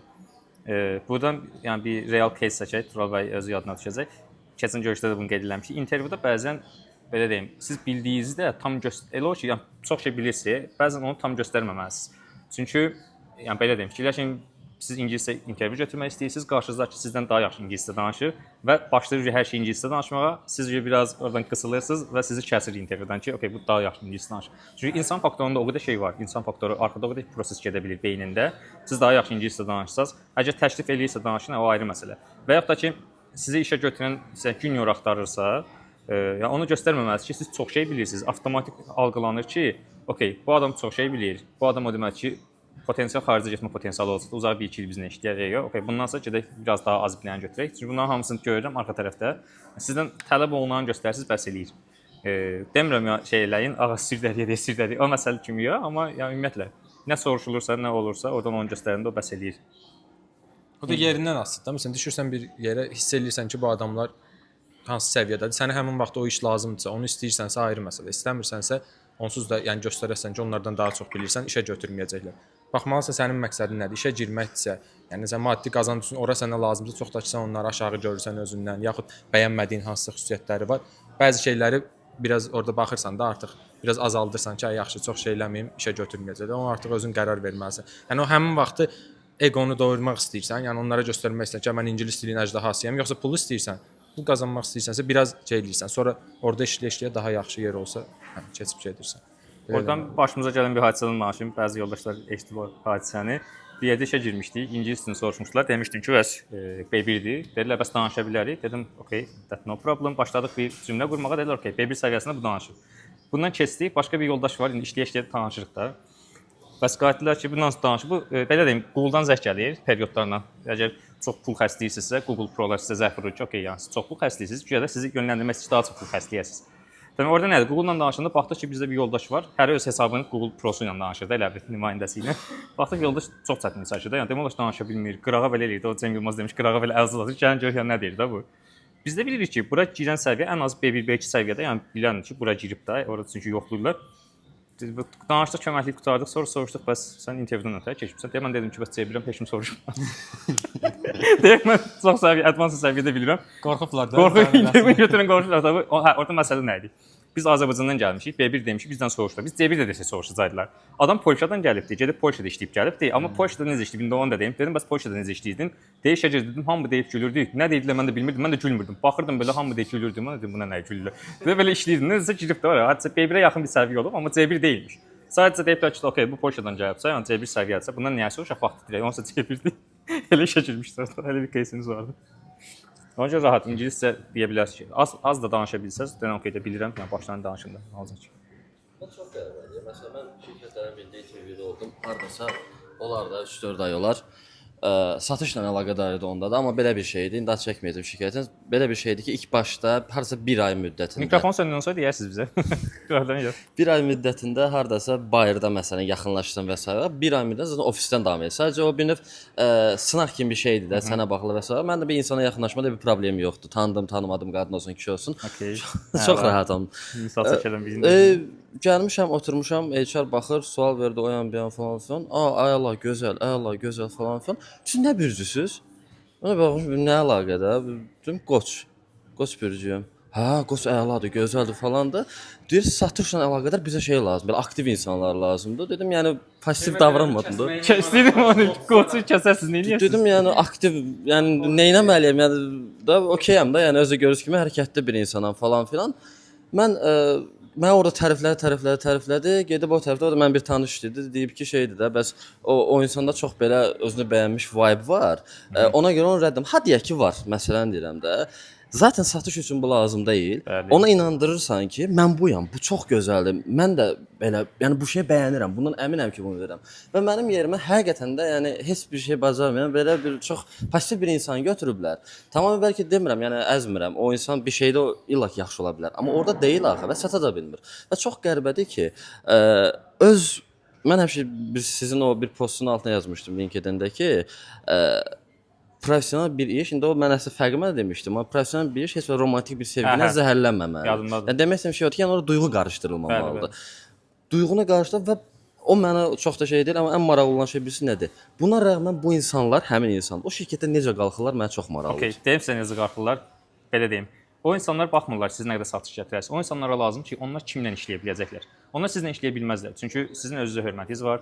Çünki sizə nəsə yanlış bir şey deyəndə siz deyərsiniz, yox, bu satışa deyil də. Yəni satış belə olmalı. Çünki bilirsiniz axı işi bir növü. Yəni daha yaxınlaşıb daha da çox sata bilərsiniz. İkinci ən əsası bir şey. Siz daha yaxşı bilirsinizsə, siz potensial düşmənsiniz onun üçün. Çünki siz onu keçə bilərsiniz orada. Okay? Onu da ona keçən biri lazım deyil. Bu proqramlaşdırmada da var, bu digital marketinqdə də var, bu satışda da var, dizaynda da, hər yerdə var. Sizi işə götürən adam əgər HR, ona görə şirkətdə də HR struktur qurublar ki, siz HR keçməyəsiniz, HR digitalçı götürür, HR SMM götürür, HR satış götürür. Bəzi şirkətlər vardı, satışçı ilə satışçı götürür, digitalçı gedir, digitalçı götürür. Balaca şirkətdir. Proqramçını çağırırlar ki, proqramçı işə götürəcəyi. Bax gör necə kod yazır. O da qısqanıraq avtomatik deyir ki, bu məndən daha yaxşı proqramçıdır, daha yaxşı gözəl kod yazıbdı. Normal olaraq mənim potensial keçmə potensialımda olandır. Eynilə satış sizə bəlkə götürən o satış komandasında olub, nədirsə həmənki insan olub ki, avtomatik potensial düşmən kimi görüb sizi. Halbuki bəlkə qəbullanam ki, siz ondan daha yaxşısınız. Ona görə necə də qalxmaq məsələsi özlərindən yuxarıdakılara heç vaxt potensial təhlükə kimi göstərmirlər. Onların yanında özlərini mağmun kimi aparırlar, amma bəlkə də mağmun deyillər. Yəni çox gözəl iş də bilirlər, proses də bilirlər, amma özlərini təhlükə kimi göstərmirlər. Amma baxırsınız ki, arxa tərəfdən gəlirlər bəzən ondan quyularını da qazırlar, onu ayaqlayıb da keçirlər. Çünki bu korporativ şirkətdə də bunları çox görürük. O şeydir də, Robert Greene, don't shine your boss. Bossundan daha çox parlama. Hə. Bunu deyirdi, səhv eləmirəmsə, Steven Seagal mıydı ya? Sylvester Stallone deyirdi bir kinosunda. Deyirlər universitet nəyə lazımdır? Məşhur bir videosu qısaca kəsib paylaşırlar. Deyirlər universitet lazımsızdır, deyir universitet lazımlıdır. Deyə sadəcə rəhbərliklər ona görə istəyir ki, siz universitetdə oxumusunuz ya, ona görə bilmək istəyir ki, görsünlər bu insan 4 il bir yerə, yəni lazımsız bir yerə gedib gəlmə məsuliyyəti var ya yox. Yəni ki, bizim şirkətə bu 4 il 5 il gəlib dayanmadan gəlib gələ biləcəkmi? Ona görə diplom istəyirlər ki, okey, bu adam yəni ki, sistemin içərisindədir. Əgər bu adam yəni universitetə getmirsə, potensial təhlükədə kəllənəcək evdə. Mən uzaqdan işləyirəm. Okey, şad oldum. Tural bəy, başqa demək istədiniz varsa şirkətlərlə bağlı potensial. Mən bayaq ingilis dili misalını çəkəndə sizi düşünüb misal çəkmişdim. İngilis dilində danışıb rejik almaq məsələsi. Yadımdan çıxır, o qədər o yerdən mən kəsiblər ki, bundan hansı görürsən. Remote işləməyin çətinlikləri var. Çünki remote işləmək asaf məsələ deyil də. Yəni çıxacağam ilə xaricdən işləyəcəm. Orada 1 illik müqavilələr olur, 6 aylıq müqavilələr olur. Yəni o müqavilə prosesləri dəyişilə bilər. Siz hər il yəni yeni şirkətdən işləyirsiniz və ya 6 aydan bir yeni şirkətdən işləyirsiniz. Tural bəy ona görə deyil. Kəsilmək məsələsi kəsilə, yəni Tural bəy bu gün belə deyim də, Bakıda, Azərbaycanda intervyulara girib çıxma, yəni kral sayıla bilər. Yəni o qədər TO verə bilər. Bu gün LinkedIn-də bəlkə də görə bilərsiniz, CV kostluq eləyirlər və ya da ki CV düzəldirlər. Yəni onun xidmətini verirlər. Halbuki biz bunu pulsuz, yəni Tural bəy bunu pulsuz verir. İntervyulara kimsə hazırlaşanda nəsə sual ondan sonra pulsuz bunları oldu mənim inboxum. Pulsuz onsuz da hazırlayır. Nəyə görə? Çünki nə qədər çox intervyuya girib kəsilib çıxırsansa və ya da ki nə qədər çox intervyudan keçsənsə, sən öncə bilirsən ki, orada nə demək lazımdır, nə deməmək lazımdır, nə etmək lazımdır, nə etməmək lazımdır. O tərəfdən yaza bilərsən. Amma məsələn müsahibə ilə bağlı indi danışdıqca yadıma düşür deyim. Məsələn əvvəllər Azərbaycanda işləyəndə müsahibələr, məsələn həyəcanım zadım vardı, gedib oturanda bir titrəməmsə. İndi insan sözün yaxşı mənasında müsahibəyə çox girəndə sırtılırsan həqiqətən. Yəni o qədər beləcək olursan ki, becər də deyil. Mən məsələn xarici işlərdə elə o vaxt elə girmişdim də. İndi düzdür, biraz uzaqdan işləmə məsələlərində bazarda biraz şey var, çöküş var. Əvvəl özləri yazırdılar. Girirdim müsahibəyə. Səhər məsələn dururam ki, 6 dənə e-mail gəlib kəsilmisiniz. Deyirəm, bunlar nə vaxt kəsdilər məni? O qədər intervyulara rahat girsən ki, bir dənə gözlə çayımı içim, gəlim. Buna girdin, çıxdın, kompüterin qabağında, oradan ora, buradan bura, həyəcan filan da olmur. Kəsdiyini də bilmirsən. Deyirsən, görən nə vaxt girmişdin bundan müsahibəyə. Ondan da hansındansa keçirsən. Əvvəl lap elə idi. İndi azalsa belə yenə də, yəni hansısa müsahibəyə girəndə ümid bağlamırsan. Ümid bağlayanda problem olur. Bunlar cavab versəydi, sən hamısına elə yanaşmalısan ki, bu da cavab verməyəcək, o da cavab verməyəcək. Sadəcə gedirsən də o nə qədər o rəqəm oyunudur da biraz. Nə qədər çox getdin, onların içindən 2-3 təklif gəldisə, sənin qazancın olur ki, onlardan hansınsa seçəsən. Bunun rahat olursan. Baş verən bir hadisəni deyim bundan bağlı. Tamamilə heç nə yoxdur kəsilməyə. Yəni burada da güya getdin, lap deyək ki, o insan resursları əməkdaşı eqoludur. Hə olsun da nə olacaq? Lap səni aşağıladı, nə olsun? Bəlkə də özü səviyyəsində olsun da. Yəni get kəsil də. Oradan da kəsil, oradan sən ondan daha çox təcrübə yığırsan. Yəni hər şeyi şəxsi qəbul eləməyəndə İnsan daha rahat olur. O bayaq dedicə hamıya yaxınlaşma. Sən o vaxtlar bir vaxtlar mən də elə idim. Yəni o rahatlıq var idi. Çünki insan özünü tanıdıqca zamanla artıq qıraqdakı insanların sənin haqqında dediyinə o qədər önəm vermirsən. Yəni qıraqdakı dediyim tanımadığın yad adamlardan, səni heç vaxt sosial şəbəkədə görməyən və ömründə bir dəfə görəcəyi adamları deyirəm. Təbii ki, sənin dostu, qardaşı sözü sənin üçün önəmli ola bilər. İnsan onu da yox saya bilməz axıra qədər. Buradan ikinci şey də yadıma düşdü. İsmail bəy bayaq danışında yadımdaydı. Yaxınlaşmaq misalını deyim. Yadımdan çıxdı sonra. Sonra siz dediniz yadıma düşdü. Okay, ikincindən başlayıram. Demək bir dənə türk deyirəm, nə edirsiniz? Demək sizə şirkətdən iş axtaran vaxtı bir neçə yerə CV göndərir axı. Sizə zəng gəlir ki, bəs sabah yaxınlaşarsınız. O normal olaraq sizin CV-ni görür. O bilmir də, yəni 5 yerə göndərmisiniz. Siz də normal olaraq soruşmursunuz hara gəlirəm. Söndürən sonra deyirsiniz ki, ayda, bu haranı ekarı deməli çağırır. Məndə də elə olurdu. Başıma gəldi, neçə il qabaq təzə başlamışıq, hər yerə CV göndərmişəm. Zəng vurdular ki, bəs sabah yaxınlaşarsınız. Adam həyəcanlı da, oldu, yaxınlaşaram. Söndürmüşük. İndi fikirləşirəm ki, hara yaxınlaşaram? Adres yoxdur. Eçad elə bilir ki, bilirik də, yəni kimdir. Nə fikirləşib bilmirəm. Necəsə deməli də adres. Dedi ki, bəs adres falan. Dedim, okey. Amma hansı şirkətdə bilmir. Onda nə edirsiniz? Türk soruşursunuz ki, üzülü sən, yəni səs zəif gəldi, eşitmədim. Hansı şirkət dediniz? Və hətta ki, ümumiyyətlə də yəni səs zəif gəldi, eşitmədim. Bir də təşkil eləyir. Ondan sonra bilmiş olursunuz ki, bu hansı şirkətdəndir. Yəni oraya yaxınlaşasınız. Çünki mən başıma gəlmiş problemdir. Çox qəribədir. Xaricilərə əksinə mən deyirəm ki, mən başqa şirkətlərlə müsahibədəyəm ha, yəni tez tərpən. Özləri də soruşurlar ki, başqa şirkətlə tutaq ki, təklif mərhələsinə gəlib çıxmısınız işin, özləri soruşurlar. Bizdə amma gizlədilər ki, yox, ancaq sizin şirkətdən ötürü ölürük, bir dənə sizin şirkətə 10 ildir çalışırıq, sizin şirkətə girək. Elə şey yoxdur. Deyirsən ki, şeydir. Sizdən əlavə 5 dənə də şirkətə girmişəm. Ona görə o maaşı da təklif edəndə istər-istəməz. Sən yəni bax da, sən mənə 4000 deyəsən, mənə 6000 versələr və iş şərtləri eyni olsa, yaxud ora sizi üstələsə, təbii ki, oranı seçəcəm. İndi bizdə bilmirəm, ola bilər əks təsir göstərər. Yeni başlayanlara demirəm, yəni belə eqolu girin, işdən kəsilin. Yəni məqsədim o deyil, amma demək istəyirəm ki, o biraz mədəniyyət fərqləri var. Bizim insanlar istəyirlər ki, onlara yalandan deyəsən ki, sizdən ötürü ölürük, ancaq sizin holdinqə ömür boyu hazırlaşmışıq, yaxud başqa yer yoxdur, yəni belə. Yaxud işdən çıxıb başqa yerə gedirsiniz, tutaq ki, icazə alırsınız ki, mən başqa yerə müsahibəyə gedirəm də.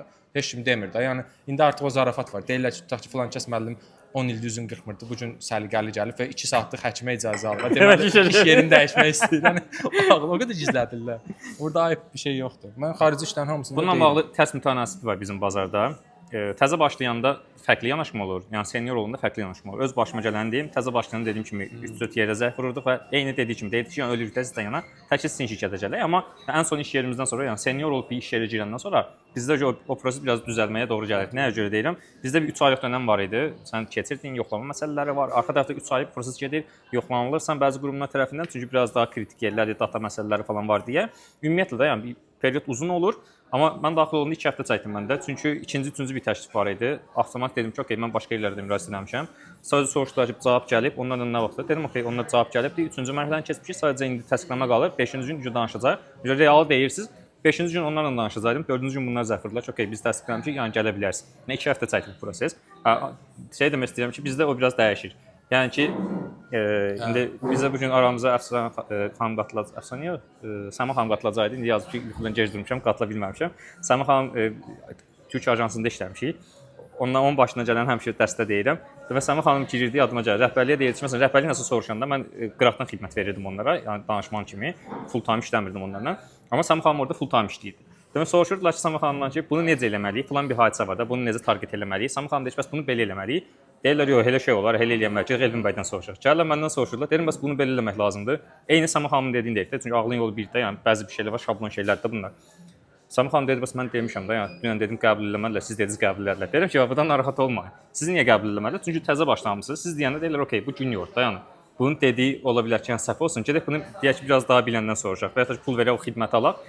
Gəlib pul verib xidməti alırlar, eyni şey var. Mən eyni şey deyirəm. Sadəcə ola bilər ki, nəsə risk var orada. %1 ola bilər ki, Səma xanım dediyində səhv ola bilər. Bunlar çox pul itirə bilərlər. O riskə getməmək üçün deyirlər, okey, bir dənə də qıraqdan danışmanlıq alaq. Yəni full time olaraq bizim digitalçı işləsin, qıraqdaşda danışmanlıq versin ki, onu bir növ yol göstərsin.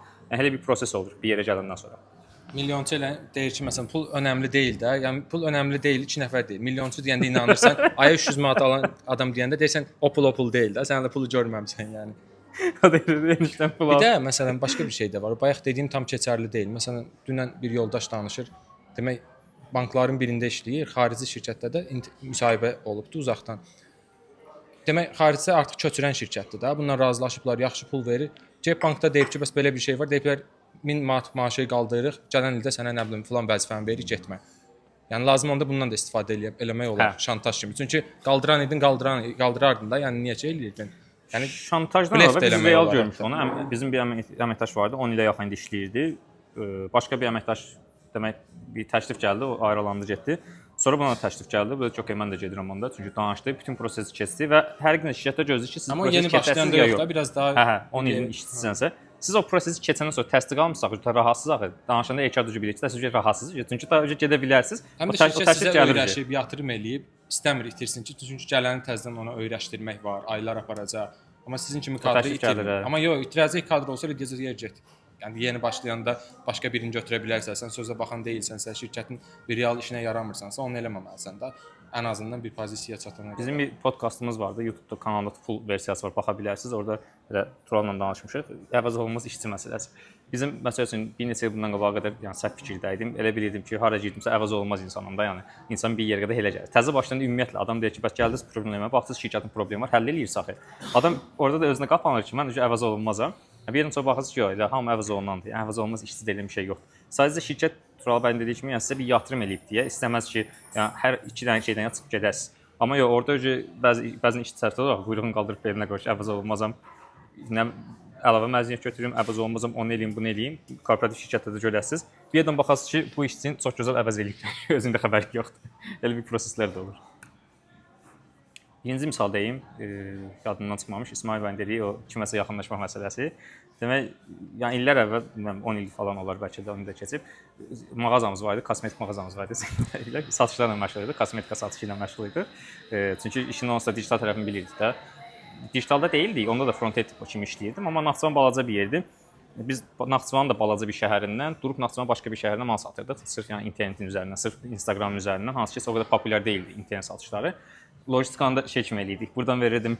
Orada da insan şey var, yenə faktoru var, network məsələsi var. Buradan bizdən gedən avtobuslar vardı şəhər mərkəzinə. Oradan da o şəhərlərə gedən vardı. İndi bunun ortadan kimsə götürüb verməlidir axı. Ortada da orada işləyən kosmetika dükanının sahibi də bir yoldaşdır, tanış olmuşuq, əsgərlikdən yanından bir komment olubdu. Oradan bir dostluğumuz vardı. Sağ olsun biz sifarişi göndərirdik, o oradan avtobusunu götürüb qoydu bu avtobusa. O da gedirdi, satırdı elə bir digər rayona. Çox uzun bir proses olurdu, amma əsas yəni satış olurdu. Bütün kişilər qadın işi ilə məşğul oldu. Hə. Çünki daha yaxşı necədən başa düşürlər ya necəsə anlama məsələsi var. Orada nəyə görmüşdüm? Yaxınlaşma məsələsində. Affiliate sistemi qurmuşduq. Halbuki həmin dövrdə affiliate sistemi sadəcə adını bilirdim, prosesi bilmirdim. Tələbələrlə qurmuşduq bunu. Tələbələr bizim məhsulları aparıb məsləhət görürdülər universitetdə, bizdən alırdılar 10%, 20%, 25%, onlara elə ki qazanc qalırdı. Ondan üzərinə satırdım. Bunları necə tapırdım? Heç bir platforma qurmadan, internet reklam vermədən yolda gedirdik, baxırdım ki, okey də bu xanım deyək ki, lore liləsi biraz daha diviziyoniyalıdır. Çünki qırağına daha çox belə deyim, qız yığışıbdı. Star ustaları hədəfləyir. Star şey. Bu daha çox idarə eləyə bilirdi yoldaşları. Birbaşa ona yaxınlaşırdım, amma həmişə qarşılaşdığım bir problem var idi. Yaxınlaşıb salam xanım deyirdim, deyirdim sevgilim. Mənim də var ha. Demək, mənim də o vaxtdan da indiki elə həyat yoldaşım, o vaxtda da sevgili idi. Demək, deyirdim ki, xanım, mənim də sevgilim var. Mən əlaqə məsələ başqa bir şeyə görə yaxınlaşmışam. İkinci səbəb ondan sonra açıldı ki, biz bu işlə məşğuluq. Bizi belə deyəndə falan sizin universitetdə də var, falan kəsləri tanıyarsınız. Çox halda tanıyırdılar onsuz da orada dediyim kimi. Bəzi diviziyonlar bir-birlərini tanıyırlar. Bizim bu işlə məşğul olub. Bəs elə yəni müştəri qazanı bilirdik. Ondan sonra bir-iki dəfə yəni o prosesi keçəndən sonra, ondan sonra çox asas gəlir və ondan sonra artıq satış ərizinin içi kimi olur. Satışı bilməyin də nə xeyir var? Zeynəb bəy deyir, satış kursuna getmək istəyirəm. Həmişə deyirəm, okey, yəni getməyəsən. Satışı biləndən sonra öz xidmətinizi belə sata bilirsiniz. Yəni digital marketinqi bu gün niyə sata bilirik? Çünki satışı bilirik. Çünki satışda nədir? İsmail bəy səhv xatırlamıramsa, birinci dəfə danışanda demişdiniz ki, nəsə bizə demişlər, soyuq zəng vurun harasa. Belə bir birinci dəfə danışanda demişdiniz ki, bizə SMM-də öyrətmişlər ki, harasa zəng vurun, soyuq zəng xidməti falan. Onunla bağlı bir şey deyim. Yazın, Instagramdan yazın ki, biz bu xidməti satırıq və bu satışın bir növüdür, soyuq zəng xidmət deyil də. Birbaşa şirkət zəvsi bizim belə xidmət var. Bu da hər yerdə işləmir. Bu bizim məsələn bu gün SMM xidməti verirsə, bu işləməyəcək. Bu hansısa oteldə ola bilər, xaricdə ya burada oteldə siz hansısa B2B şirkətlərə zəng vurarsınız, 100-dən 5-i geri dönüş oluyor. Bu proses ayrı, amma bəzi кейslərdə bu keçərli deyil. Onu da ən son Amerikalı bir məşhur milyonçu var, o qəşəng qeyd eləyir. Deyir sizin məhsulunun onsuz da tələb olanı var da, yəni sizin məhsul axtaran var onsuz da. Okey, sadəcə sizin onlara çatmağınız qalır. Onda bir yol var, kontent yaratmaq. Yəni kontent yaradın Instagramda, YouTube'da, orada, burada, harda varsa, onlar onsuz da sizi tapacaqlar. Onsuz da yəni bir 100 min bir kütləyə çatsınız, onun içərisində sizin məhsul alan olacaq. Siz niyə durub bir zəf vurasınız? Çünki potensial olaraq, yəni vaxt azda siz o bir potensialı yoxdur ki, zəf vurasınız 100 minə. Elə bir məsələ vardı. Onun zəf vurası, onu biləndən sonra, yəni satışı biləndən sonra hər şeyin içərisində var da, yəni xidmət verin, psixoloji, yəni dediyiniz kimi seansları satın, kursu satın, hər hansı bir xidmətinizi satın, viza satın, nə satışınızı satın. O satışı biləndən sonra işiniz 2x qabaq gedir və bu gün şirkətdə belə deyim, hazırladığımız və yaxud da ki, hazırladığımız reklamların təsirli olmasının da səbəbi həmişə deyirlər. Şey məsələsi deyil, digitalı yaxşı bilirsən məsələsi deyil. Digitalı onsuz da məndən də yaxşı bilənlər vardı və yaxud da ki, mən qədər bilən yoldaşlarımız da vardı, amma biz qədər qazanmırlar, biz qədər uğurlu reklam nəticəsi də almırlar. Nə qədər qazanır? Bu reklam nəticəsi 3 manat 50 qəpik. Demək, bu reklam nəticəsi isə reklam nəticəsi deyil. Instagramda başa görəsiniz. Reklam qoydum, 5 dollara 178-dən mesaj aldım. Biz onu nəzərdə tutmuruq, biz satışa baxırıq. Okay, biz deyirik ki, 3 manat reklam qoydum, bir nəfər yazdı, amma 100 min yatırmırlar, biz o tərəfinə baxırıq.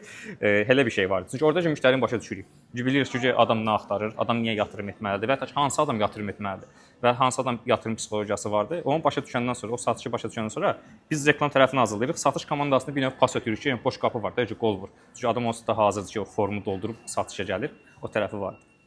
Belə. Məzmun yaratmaq ümumiyyətlə insan özünə etimad qazanır. Məsələn, adicə biz desəm tutaq ki, bu dəqiqə DJ Tural məsələn deyəsiniz ki, hə, məsələn onunla falan işə görərəm. Heç tanımırsan adamı.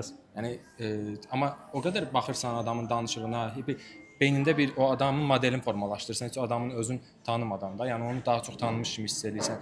Yəni amma yad adam bir adı heç bir yerdə olmayan adam olsa şübhələnirsən ki, yox, bu bəlkə dələduzdur, məni alladır. Yəni məzmun yaradanda insan özünə etimad qazanır. Həm də o çoxlu bacarıqlar öyrənirsən. Kamera önündə danışmaq olsun, sonra get-gedə sən ictimaiyyət önündə danışmağı da yaxşılaşdırırsan. Hekayə danışma məsələsi də çox önəmli bacarıqdır hər yerdədir, hər sahədə. Yəni satışda olsun, həyatda olsun. Adi 2 nəfər eyni lətifəni 2 nəfər danışır. Biri danışanda gülməli olur, o biri danışanda dilə dur çıx get məsələn.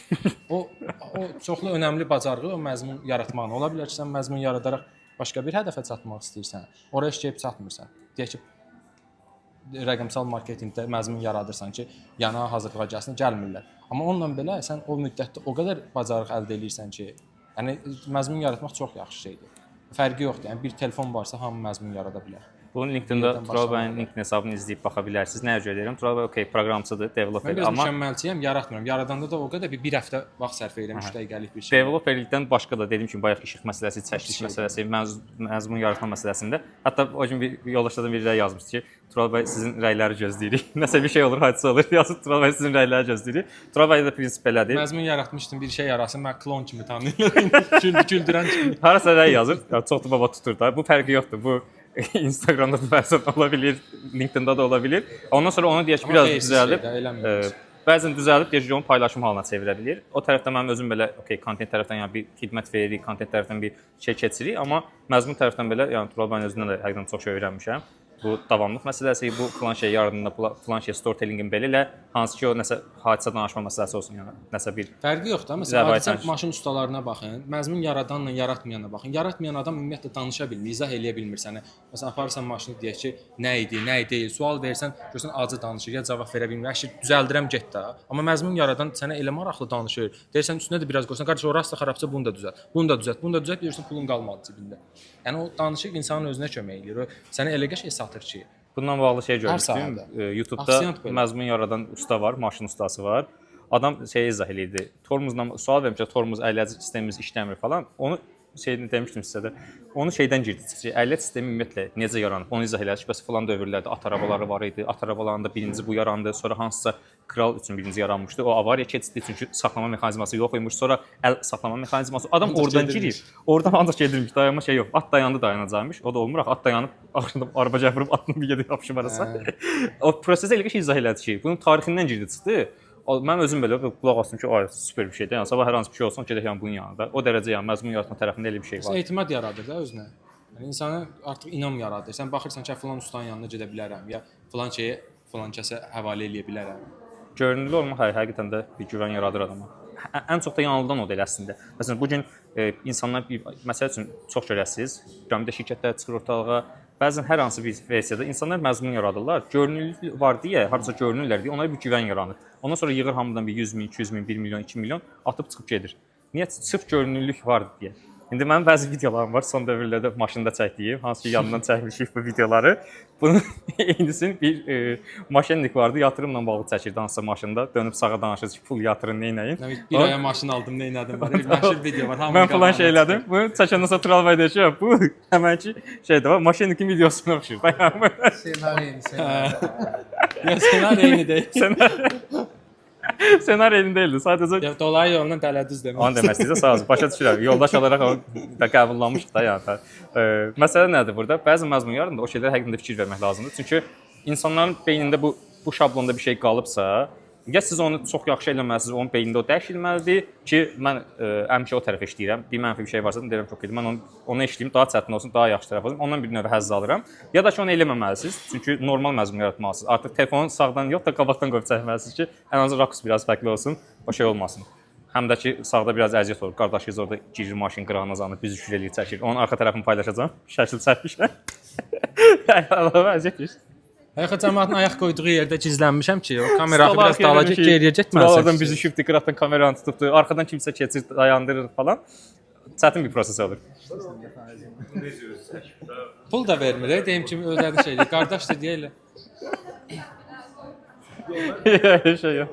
Orada qoymağa yer də yox da, ona görə. Hə, o ayaq qoymaq yeri var, ora girmiş. Arxa tərəfin şəkli var, onu yaxınlarda paylaşacaq. Orada ona görə məsələn burada məzmun yaradır, Aminə xanım özü məzmun yaradır, İsmail bəy məzmun yaradır. İndi digər yoldaşlar indi sizə görməmişəm. Yaradırsınız hər hansı bir məzmun için. Yəni çox önəmlidir işinizlə bağlı. Başda normaldır, insan utanır da, amma bir yerdən sonra açılışırsan. Okay. Yəni bir söz deyim. Həqiqətən də səs tonu çox aşağıdır, eşitmək olmur. Gəlmir. İsmail xaric heç kimin səsini Yox, səs tonu bir saniyə adam fikirləşir ki, qıraqdaşları narahat edirəm, amma məncə musiqi heç eləmir. Yəni narahatlıq yoxdur, ucadan danışmaq olar. Yəni rahat yüksək tondan danışır, həm özünüzün də o buz var da, buzu sındıra biləsiniz. Okay. LinkedIn-ə niyə keçəmirsiniz? Onu izah eləyin və yaxud da ki, danışmaq istəyirsiniz. Əlim vurur Amir xanım. LinkedIn-ə keçmirəm də. Buyurun. Biraz belə narahatam da. Yəni LinkedIn Nə paylaşacağam deyə. nə paylaşacağam deyə əslində çox şey var. Sadəcə bir kopyaladığımı düşünmüş oluram ki, çünki LinkedIn-də buna tərz onsuz da paylaşan var. Dünyada heç belə kopyalayır. O cür kopyalan. Yəni biz Özümüz. Hə. Yox, problem deyil. Orijinal fikir həqiqətən dünyada yoxdur. Xaricilərin bir Gəncəmtimiz mikrofonunuzu verin. Bu önəmli yerə gedir. Qaytaracaq sizə biraz. Məşhur deyim vardı. Deyirlər ki, bizdən qabaqçı titanların çiyinləri üzərində dayanırıq. Yəni orijinal həqiqətən heç nə yoxdur. Nə olur olsun. Bu hekayətçilikdən tutmuş, hekayə danışmaq, nə olsun, Yunan mifologiyası, onlar özlərindən qabaqçı, Hollywood ondan qabaqçı. Yəni hərə götürür biraz üstünə. İnsanlar, yəni o nə deyir? Bu 10 min il qabaq yaradılıb da belə başa düşdüm. Bir dəfə kimsə yaradıb ortalığa buraxıb. İlham almaq məsələsi. Yəni o kimsə onun adını kopyalamaq deyə bilər, kimsə şey eləyə bilər. Kopyalamaqla olmur. Bir də ki, başda birinci kopyalamalısan. Birinci insanın zövqü olmur da, uşaq oluruq. Görürük ki, anamız deyir ki, məsəl üçün, bu rəhnən bu ayaqqabı gedir. O vaxtda kimi güya sən bilirdin, ayaqqabıları belə tərsinə geyinirdin də normalda. Birinci kopyalayırıq, sonra onun üstünə biraz öz necə deyir, ədviyyatımızı əlavə edirik ki, hə, yaxşı. Bu dəfə də bunu qoyacağam üstünə. Yəni birinci o zövqü yaxşı bildiyin adamları hətta kopyalamaq belə çox faydalıdır. Bunu da başlıqda həmişə Tural bəy deyir, öz arzusu çıxış eləyəndə seminarlarda, məsələn, nəsə bir şey var. Deyir, bu var ya, bunları görsədə hamısını kopyalamışam. Həmin özüm məsələn saytımda da adda yazıram ki, bunu falan yerdən götürdüm, bunu falan yerdən. Mən CV deyirdim. CV-ni kimdən götürmüşdüm? Microsoft-da işləyən hansısa bir proqramçıdan götürmüşdüm. Hə, orada əmin idim ki, Deməkdən də çəkinmirsiniz. Çünki başqası da sizə heç nə deyə bilməz axı. Tural bəyin qəşəng söz var. Deyir, özü döyün, sonra başqa istəyinizi döyə bilər. Yəni deyir ki, mən nasıl deyirəm ki, bu kopyadır. Kimsə deməmişdən qabaq deyir, mən kopyalamışam. Məndə orijinal heç nə yoxdur. Yəni orijinal sizə yer başqa yerdir. Yəni mənim səhifəm ancaq kopya yeridir. Ondan sonra rahat paylaşın. Kopya məsələsi yoxdur. Yəni hamı kopyalayır. Onun arxayın eləmək üçün sizə deyirəm. Onsuz da birinci həqiqətən kopyalama. Görürsüz məsələn 5 nəfər tanıyırsınız, dünyada olsun, Azərbaycanda olsun. Onların zövqü sizin xoşunuza gəlirsə, siz birinci onları kopyalamalısınız ki, artıq onu özünüzdə formalaşdırasınız. Sonra ona öz necə deyim, çalarlarınızı qatasınız. Okay, indi buyurun kopyalamaqdan niyə narahatsınız, onu qeyd edək. Aydındır, təşəkkürlər. Həqiqətən Biraz özgüvən yaranır adam. həqiqətən motivasiya oldu. Biraz da məsələn hə? Motivasiya nə Yəni daha rahat paylaşa bilərəm. Bu gündən hər şeyi copy paste edirik. Hə. elədiyini kopya olduğunu düşünməmək. Məsələ odur. İnsanlar axı adamı çaşdırırlar. Sən yaxşı Hə. bir iş görmək istəyəndə səni başqası deyir, bu alınmayacaq. Ya həşəmə mən də eləyərəm. Eləyənsən eləyərdin. Eləyən deyilsən axı. O özü eləyənmir. O deyir ki, yəni kopya. Soruşanda da məsələn niyə eləmirsən? Yalandan deyir ki, tutaq ki, mən kopyalamaq istəmirəm. Sənin də beynində bir problem yaradır. Özəl deyirsən, ayda, burada mən də kopyalayıram. Sən elə deyilsən, kopyala. Ya kopyala yox, mən Lori dildə kopyalayıram. Onların dilində. Özümüz Realda kopyalamaq deyil. Gəl, qısa bir dənə əlavə deyim, sizin dəstəyi üçün deyirəm. Türkiyədə məşhur girişimci var, göndərirəm o video qabağıma çıxsa, adam çox başarılıdır həqiqətən də. Onun qəşəng bir sözü var. Deyir, bax, Amerika bazarı var, böyük bazarı. Türkiyə bazarı da boş bazarı. Deyir, orada nə tutdusa, məsələn, gətir olsun və yaxud da ki, digər bütün onsuz da hər şey oradan kopyalanıb gəlib də Türkiyəyə.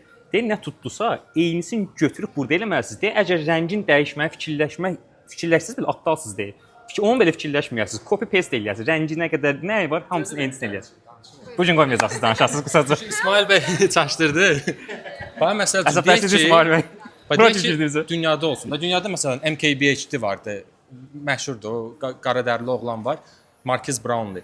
Məsələn o da çəkir. İngiltərədə başqa biri var, başqa biri. Milyonlarla eyni bir yeni bir texnologiya çıxdısa onun haqqında danışanlar var. Amma bunun hərəsinin öz rəngin qatır. Və mən eyni videoya, eyni yox.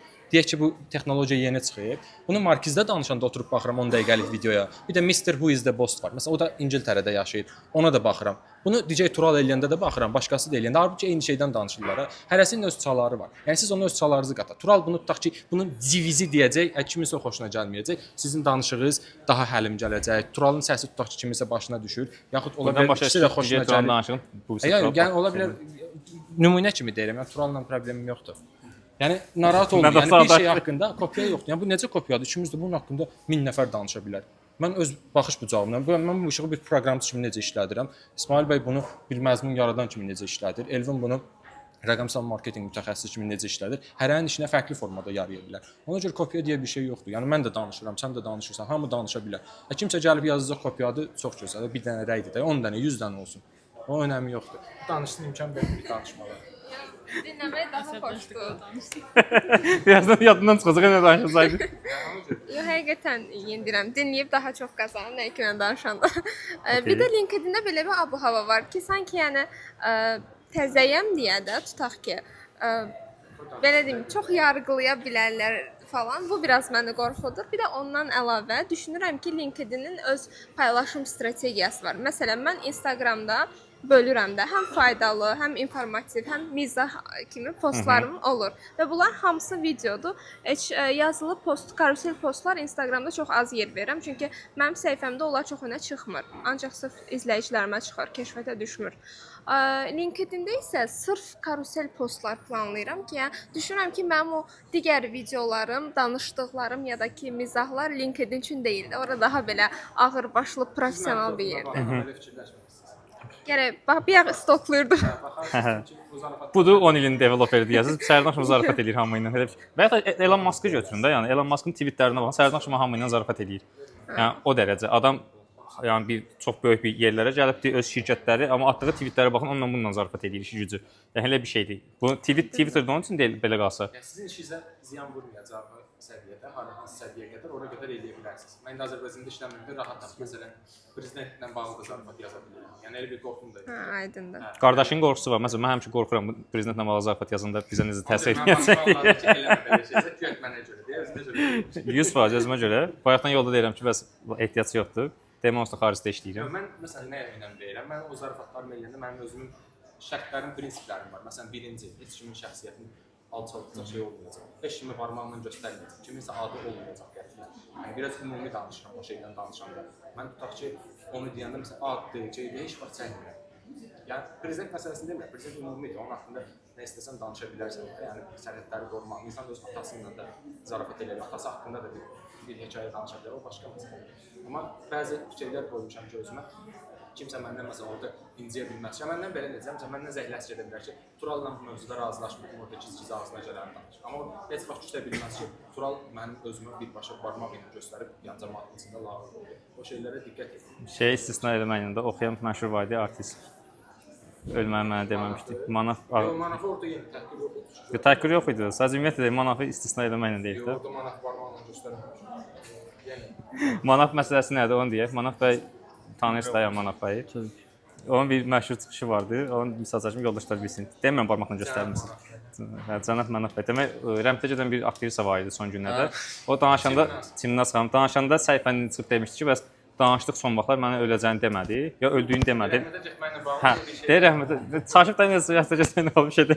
Ya mən daxilində yazmışam ki, təsəvvür elədim, dialoq. Salam Manaf, sən rəhmətə getmişəm, belə bir şey. Orada barmaqla Manaf göstərməli. Orada çox ya, orada yüzlərlə like filan gəldi. Mən də girmişəm. Deyirəm Manaf Tural axtarır ki, o da elə bir şey var axı, onda şey tərəf var axı, Zəfir Hambiya, nə üzr istədə, ilə filan şey sil, onu elə. Bir yazıb siz axtar. Lazım olsa Naxadı göndərir. Budur yəni, kontent yaratmaq LinkedIn olsun və hətta ki, digər yer olsun. Mən məsəl üçün bir dəfə kontenti onsuz da yaradanda bunu Instagrama da, LinkedIn-a da, TikTok-a da hamısına eyni kontenti yerləşdirirəm. Bir də ayrı-ayrı əziyyət çəkmirəm. Sizin videoda onsuz da fərqli, belə deyək də, rubrikalar olacaq sizdə də, ikinin də var. Onların hər hansısa biri ona uyğun ola bilər. Okay.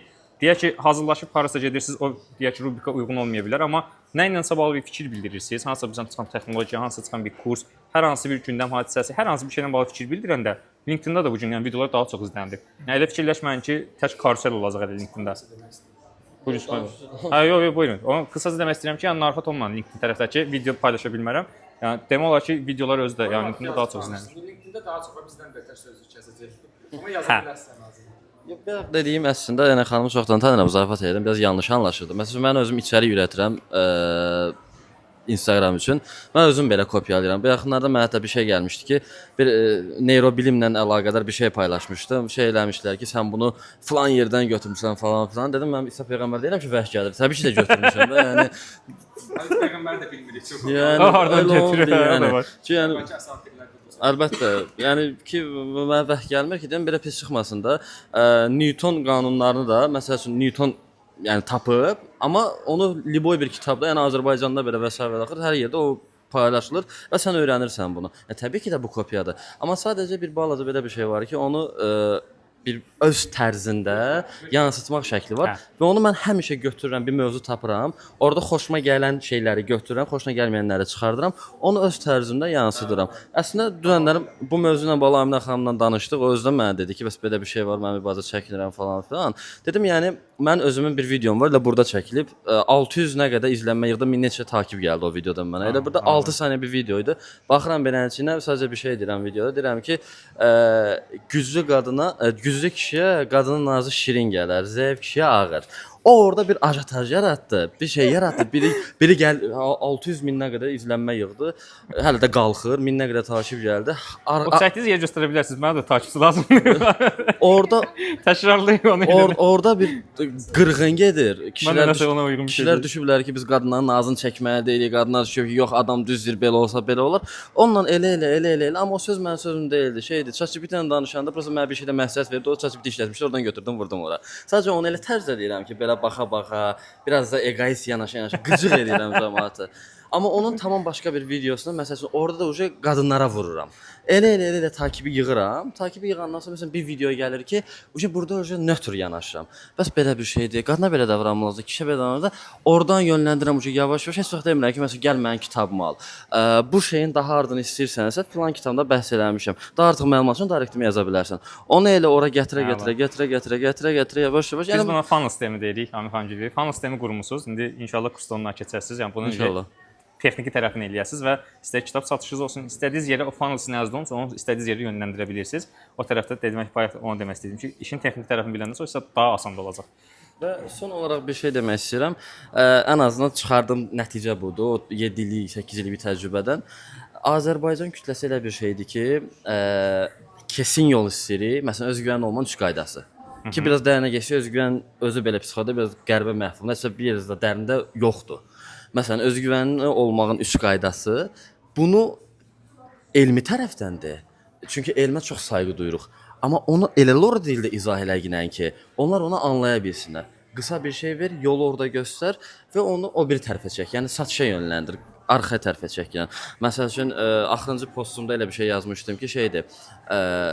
Niyə durmadan eyni kişilərə aşiq olursan? Bunu uşaqlıq travmasına bağlamışdım.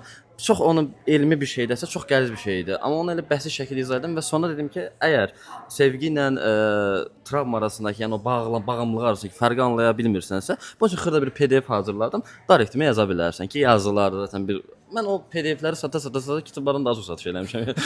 xırda. Əla bir şeydir. Belə Super bir şeydir. Daha maraqlı mövzular verir bizə.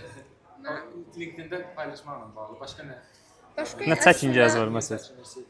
Deyirsən məsələn LinkedIn kütləsi danışdıq sonra. Biraz belə məsələn arada oxuyuram da yorumları və s. ki, neqativ yorumlardan biraz qorxuram deyə belə açıq danışsaq. Yəni əslində bunlar da, yəni çox da Pozitivlərdən də bəlkə qorxursunuz. Nəyə görə? Mən də təzə girəndə pozitivlərdən qorxurdum. Bu da nə idi? İnsan hamı yaşayıb bəlkə də bu halı. Özün oraya təzə girəndə başarısız kimi görür. Baxır ki, hamı CEO-dur, hamı direktordur, hamı head of digital, həmişə görür özünün direktorudur, özü falan şeyin headidir. Məsəl üçün hamı uğurludur, hamı bu gün falan şey elədi. Hamı orada uğurludur. Yəni orada uğursuz adam görmürsüz deyə adam fikirləşir ki, bir dənə uğursuz mənəm. Adam bir demotivasiya kimi bir şey olur orada. bəli. O tərəfi vardı. Adam əslində yəni orada pozitiv tərəfindən də qorxur ki, yəni hamı necə yəni belə şey ola bilər, bu qədər uğurlu ola bilər. Hamısı illüziyadır. Bunu real nəticəsini indi İsmail bəy dedi, oradan götürə bilərik. Bir dəfə kişilərə vurur, takip yığır, bir dəfə qadınlara vurur, yığır, bir dəfə ümumi yanaşır. Bütün hər yerdə belədir onsuz da. Yəni bu gün mənim özüm də deyək ki, digitalçı Copa adında bir şey yaradıram, rubrika yaradıram. Normal olaraq oradan folder yığıram, bir ajitaj yaradıram, digitalçılar yazır, publisistlər yazır. Sonra başqa bir şey yaradırıq, başqa bir şey. Bütün hər şey budur. Ona görə deyirəm ki, internetdən siz görsəz, inanmayın ki, bu Instagramda da belədir. Yəni hamı xoşbəxtdir və ya LinkedIn-də hamı elə uğurludur. Elə bir şey onsuz da yoxdur. Bunlar biləndən sonra LinkedIn-də çox gözəl paylaşım eləyəsiniz. Məsəl üçün deyirəm, mən deyək ki, nəsə paylaşmışam, onu götürəsiniz İsmail müəllim öz yanaşmanızı qatasınız ona. Deyəsiniz ki, mən belə fikirləşmirəm, elə belə bir şey yazıbdı. Məsəl üçün Google-la bağlı. Google belə bir şeydir. Mən belə fikirləşmirəm, Google-u biz belə istifadə edə bilərik. Ya bu da sizin eyni götürüb copy paste edirsiniz, öz bir şeyinizi qatırsınız ora. Ondan sonra rahat olursunuz. Bəs növbəti bir də sualım, paylaşımlara başlayanda, məsələn Instagramda belə bir şey var ki, tutaq ki, minimum həftədə 3 ya 4 dəfə paylaşım eləməlisən. LinkedIn-də belə bir strategiya Kontrol və var. cavab versin. O məşhur da şeydir, impression yığmaqla bağlı. Təcrübələri daha yaxşıdır. Əvvəllər mən də tez-tez paylaşımlar eləyirdim. Tez-tez paylaşımlar eləyəndə sonra qalxmışdım da. Bəzən o qədər qalxmışdı ki, 300 indi 1000 neçəlik bir paylaşımım olubsa, 2000, 3000 bu ayrı da, o nadir hallardadır. Amma belə 100 neçə, 200 neçə gəlib çıxırdı. Amma sizin baxın görün oradan sizə məsələn İsmail bəy onun qəşəng dedi. Deyirəm PDF-ə çevirib sonra satdım. O paylaşımların sizə bir real xeyri varmı? Yoxsa mənim kimi məsələn mən zarafat eləyirdim. Bilirəm ki, mənim vaxtımı alır. Çünki mən ona 1 saat sərf eləyirəm bir yazıya. Çünki başqası kimi yəni düşünmürəm ki, əşə bu sıradan bir şeydir. Atım təbii ki, sıradan bir şeyini də bəyənməyəcəklər. 3 nəfər bəyənəcək, heç saymayacaqlar. Amma onun sonunda siz işinizə, pula, maddiyyata, tanınmağa və ya nəyəsə də hədəfiniz nəsə ona çevirə bilirsinizsə, gündə 2 dəfə də yaza bilərsiniz. 2 dəfədən çox olmamağından. Çünki 2 dəfədən çox olanda insanlar biraz bezə bilir. 2 dəfədən çox olsa real da deyil, çünki çatdırmazsınız həm Instagram, həm o biri, həm bu biri. Yəni real görürsünüzsə işinizə yarayır, gündə bir dəfə paylaşın, həftədə bir dəfə də ola bilər. Mən indi demək olar paylaşmıram, yadıma düşəndə paylaşıram, ya maraqlı nəsə beynimə gələndə paylaşıram, amma heç vaxt onu real bir şeyə çevirmirəm deyə artıq uzaqlaşmışam sosial şəbəkədən. Yəni sizin işinizə yarayacaqsa, çox paylaşanda daha çox müştərimi, daha çox hədəflədiyiniz kütlənin qabağına çıxma olacaqsa, nə qədər olacaqsa, yəni işinizə yarayacaqsa o qədər də paylaşın. Ona boş verin. Yəni o mütəmadi məsələsindən narahat olmayın ki, LinkedIn alqoritmi belə fikirləşir. Təbii ki, bütün sosial şəbəkələrdə hər gün bir dəfə paylaşsanız yaxşıdır. Amma buna sizin vaxtınız, resursunuz kifayət eləyəcək. O məsələ var. Bir məsələ, məsələn mən orada obrazı çox girirəm. LinkedIn-də elə şeylər yazıram. Qardaşım mən deyirsən belə fikirləşmirsən axı. Deyirəm nə olsun yazmışam özüm üçün. Fikirləşdiyimin əksini də yazıram. Eyni ajitaj məsələsi. İsmaildə də o şey gördüm, xoşum gəldi. Deyir ki, çünki məzmun yaratmaq asan şey deyil. Milyon nəfər danışır. Biz hansına baxırıq? Hansı bizə maraqlı gəlir? Hansı ki söymək istəyirik? Yaxud hansı bizim fikirlə əks fikir olur? Yox, elə deyil, belədir. Ya kiminsə səhifini düzəltmək istəyirik. Ondan elə ki biraz yer verirsən. O məsələn xaricdə nə edirlər? Mr. Beast-dən tutmuş o digərlərinə qədər. Məsələn məzmunu belə başlayırlar. Tək videoda yox, yazıda da hər yerdə. Birinci hook deyirlər, qarmaq hissəsi. Qarmaq hissədə insanın ilk 3 saniyədə diqqətini çəkirsən. İndi qəzetlərdə də o vaxtda da var idi. Bu sadəcə belə danışılmırdı. Məsələn, manşet sənin diqqəti çəkmədsə, sən o balaca çoxlu yazını oxumayacaqdın. Manşet sənin diqqətini çəkməlidir. Videoda da, yazıda da hər şey. Yəni mən də birinci çox vaxt ziddiyyətli bir şey qoyuram başlığa. Deyək ki, məsələn, nə qoyaq? Məsələn, neçə cümlədən bir yazırsınız, uzunmu yazırsınız, qısa mı yazırsınız? Daha çox rəsmi sözlərə önəm verirsiniz, yoxsa İsmail dediyi kimi biraz daha bəsit formada izah etməyə çalışırsınız ki, yəni belə savadı yüksək olmayan adam da başa düşə bilsin. Onun da öz önəmi var. Məsələn, o kütlənin qabağına çıxmaq istəyirsinizsə, onun sizə xeyri varsa, təbii ki, o dilinə uyğun eləyəsiniz. Məsələn, xaricilər nə edirlər? Çox vaxt adicə süni intellektə prompt verəndə belə deyirlər ki, bunu 5-ci sinif səviyyəsində yaz. 5-ci sinifin başa düşə biləcəyi səviyyədə yaz. Çünki daha çox kütləsi olsun deyə, yəni daha çox yerə çıxmaq istəyirlərsə. Maraqlı bir statistika deyim. Seçkilərdə bəlkə də görmüsünüz o statistikanı. Amerikada şey ölçürlər. Trampın danışıqları və Trampın rəqibinin danışıqları. Trampın danışıqlarının neçə hecalı olur, rəqibinin danışıqları neçə hecalı olur. Trampla 5-ci sinif səviyyəsində danışır. Tramp göstərir ki, danışıqları minimum 4-cü sinifin başa düşəcəyi səviyyədədir və işinin 70-80% 2 hecalıdır seçdiyi sözlərin. Çünki bunların hamısı əvəzdən seçilir, yazılır. 2 hecalı olur ki, insanlar yəni ki, təhsilli olmayan, ən ucqar yerdə yaşayan insanlar belə başa düşsün bunu. Bir də növbəti yəni rəqibinkini hesablayırlar ki, bunlar 3, 4, 5 hecalıca deyil. O da minimum 9-10-cu sinifin başa düşəcəyi şeylərdir. Okay, belə bir şey hesablayırlar. Onların belə qabağa keçməkdə nə qədər önəmi vardı. O sözlərin seçməkdə dediyiniz şeydir. Hecaları hesablamaqda və məsələn Türkiyədə vardı. Özgür Demirtaş səhv eləmirəmsə, iqtisadiyyatdan danışır və çox yəni geniş danışır və termin şəkildə izah, amma elə izah edir ki, həmişə onu deyir ki, mən də bunu elə izah edirəm ki, kənd yerində yumurta satan xala belə bilsin ki, yumurtasının qiyməti niyə qalxır. Elə yerdən izah edir ki, yəni kənd yerində heç bir təhsil olmayan bir xala başa düşür ki, odur. Çünki misalları fərqli yerlərdən çəkir, günlük şeylərdən çəkir. Məqsədə baxır da, məsələn, məzmunun yaradanda sənin məqsədin ağıllı görünməkdir. Çünki sən ağıllı görünəndə qarşındakı özünü axmaq hiss eləyir. Bu həyatda demək olar çox yerdə belədir. Məsələn, terminlərlə danış, qarşındakı deyir, mən axmaq adamam. Onun da avantajı var. Bəzi yerdə elə danışmalısınız ki, manipulyasiya eləyəsiniz. Ağıllı görünməkdir, yoxsa daha çox insana çatmaq və insanda bir etimad yaratmaq ki, bu adam mənim dilimi danışır, mən bunu başa düşürəm. Tutaq ki, Milli Məclisin deputatı orada 50 min dənə söz işlədir, heç nə başa düşmürsən, amma sıradan məsələn deyək ki, Kəramət danışır nəsə, tutaq ki, Kəramət də qurtduya kütləyə işləyir, yəni bilir işin. O kütlənin dilində nəsə bir şey, bir hekayə də qatır, adama maraqlı gəlir. Ona görə ona qulaq asmırlar ona. Yəni sən ağıllı görünmək istəyirsən, qarşındakı axmaq olsa heç vaxt başqa şey eləməyəcək, qulaq asmayacaq. Çünki insan onu istəmir. İnsan istəyir ki, özünü ağıllı hiss eləsin qulaq asanda. Məsələn, hər şeyi başa düşürsən, artıq o insanda narahatlıq yoxdur da. Yəni mən bilmirəm ki, sonra düşünə bilir ki, bu adam mənim dilimi danışa bilmir. Yəni filan kəs mənim dilimi danışa bilmir, amma filan adam danışır. Görsən mən onu izləyirəm. Yəni qarşın məqsədə baxmaq lazımdır. Ağıllı görünmək məncə şeydir. Təhlükəlidir çox yerdə. Sual verim, son dövrlərdə də çox Instagramda, yəni məşhurlaşıb trendə düşür və s. Fərhad Pərvizi, iqtisadiyyatçı. O çox belə mədəni və ağıllı. Yəni onun bir tipajı var da, şey tipajı. Oliqarx yox da, yəni belə. Məsələn, o çox ağıllı görsənir falan. Yəni bundan bağlı fikriniz nədir? Okay. Bu dəqiqə Tural bəy Mən bir insan haqqında ümumiyyətlə sualına bir insan haqqında ya danışmıram, ya da danışıramsa yaxşı danışıram. Fərhad Pərvizi haqqında danışmaq istəmirəm. Onu demirəm. Onun yansıtdığı obraz. Siz dediniz ki, ağıllı görünmək təhlükəlidir. İnsan ağıllı bir obraz yansıtır. Bu obraza, yəni fikriniz nədir? Sizcə yansıdır, adam fakt işləyir. Danışmayım da, sonra baxar videoya küsər eləyər ümumiyyətlə. Mikrofon söndürəndən sonra o bloklamışam çünki ona görə istəmirəm. Okay, dünən çəkdiyim bir Tərəfli misal. olacaq danışdığım ona görə. Yəni adamla şəxsi bir qərəzim olmuş kimi danışaram, ona görə istəmirəm. Belə adamı tanımasam, qıraqdan dediyiniz kimi olsa, hə. Okay, mikrofonu məncə söndürək danışaq. İstəyirsiniz biraz başqa şeylərdən. Digər məsələlərdən də istəyirsiniz mikrofonu söndürüb danışaq. Ya danışın. Nə demək istəyirəm? Dünən misal çəkmişdim. Neuromarketinq və ya digər məsələlər. İndi real şeyini göstərəcəm. Okay, indi bunun realını göstərim. Tural bəy bayaq qeyd etdikləri var idi. Məsələn, qarmaq, videonu qarmaq. Content marketinqdə dəstək keçirik də. Videoda qarmaq istifadə etməlisiniz. Tural bəy misal çəkdiyi var ya, başlıqda falan şeylər yazmalısınız. Content marketinqdə bunları keçirik. Baxırsınız ki, bütün bu terminlər şablon şəkildə hər yerdə eynidir. Okay?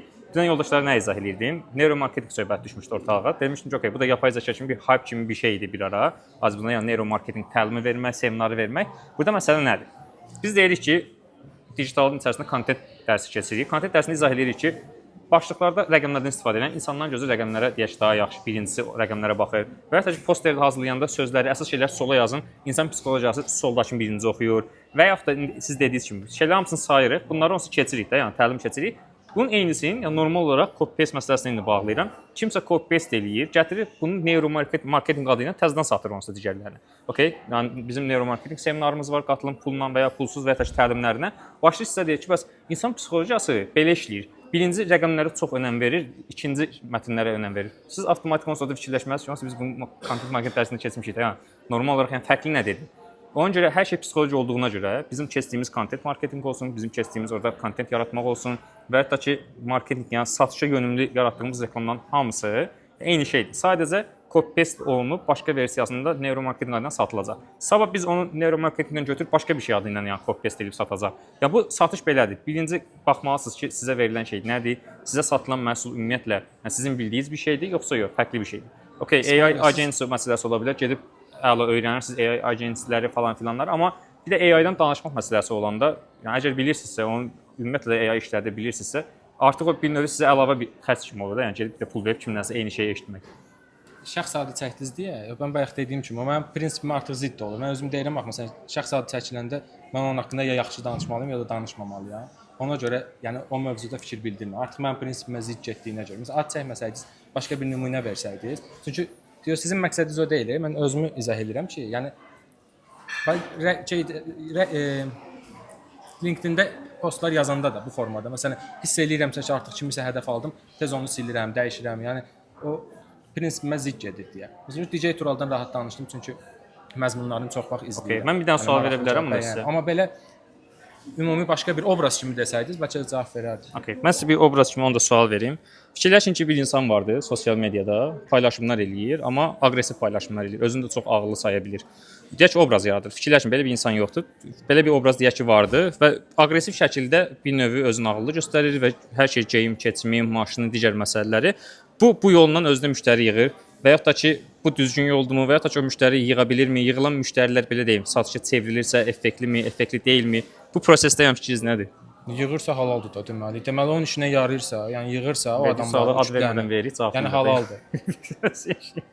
Yəni məsələn mən bəyənmədiyim adamlar da var. Hətta oturub izlədiyim vardı. Məsələn ki, tutaq ki, nə mənada bəyənmirəm. Yəni bilirəm ki, adam kütləyə işləyir. Amma o qədər maraqlı hekayə danışması maraqlıdır ki, mən adamı izləyirəm Facebookda. Girirəm, hətta girəndə tutaq ki, mən normalda sosial şəbəkələrdə telefonda biri də yoxdur, silmişəm, kompüterdən girirəm. Girəndə belə adamın adını axtarıram, girirəm, oxuyuram. Hə, yaxşı belə getdi. Yəni adamın şəxsi keyfiyyətini mən düşünürəm ki, indi məndə də ön yarğılar var. Hamımız insanıq. Ön yarğılar eləyir. Fikirləşirəm ki, tutaq ki, bu adam düzgün eləmir, kütləyə işləyir, artistlik eləyir, özünün arxada falan məqsədləri var. İndi beynimdə ya qurmuşam, ya ola bilər ki, həqiqi müəyyən qədər haqqım var, bəlkə də yoxdur.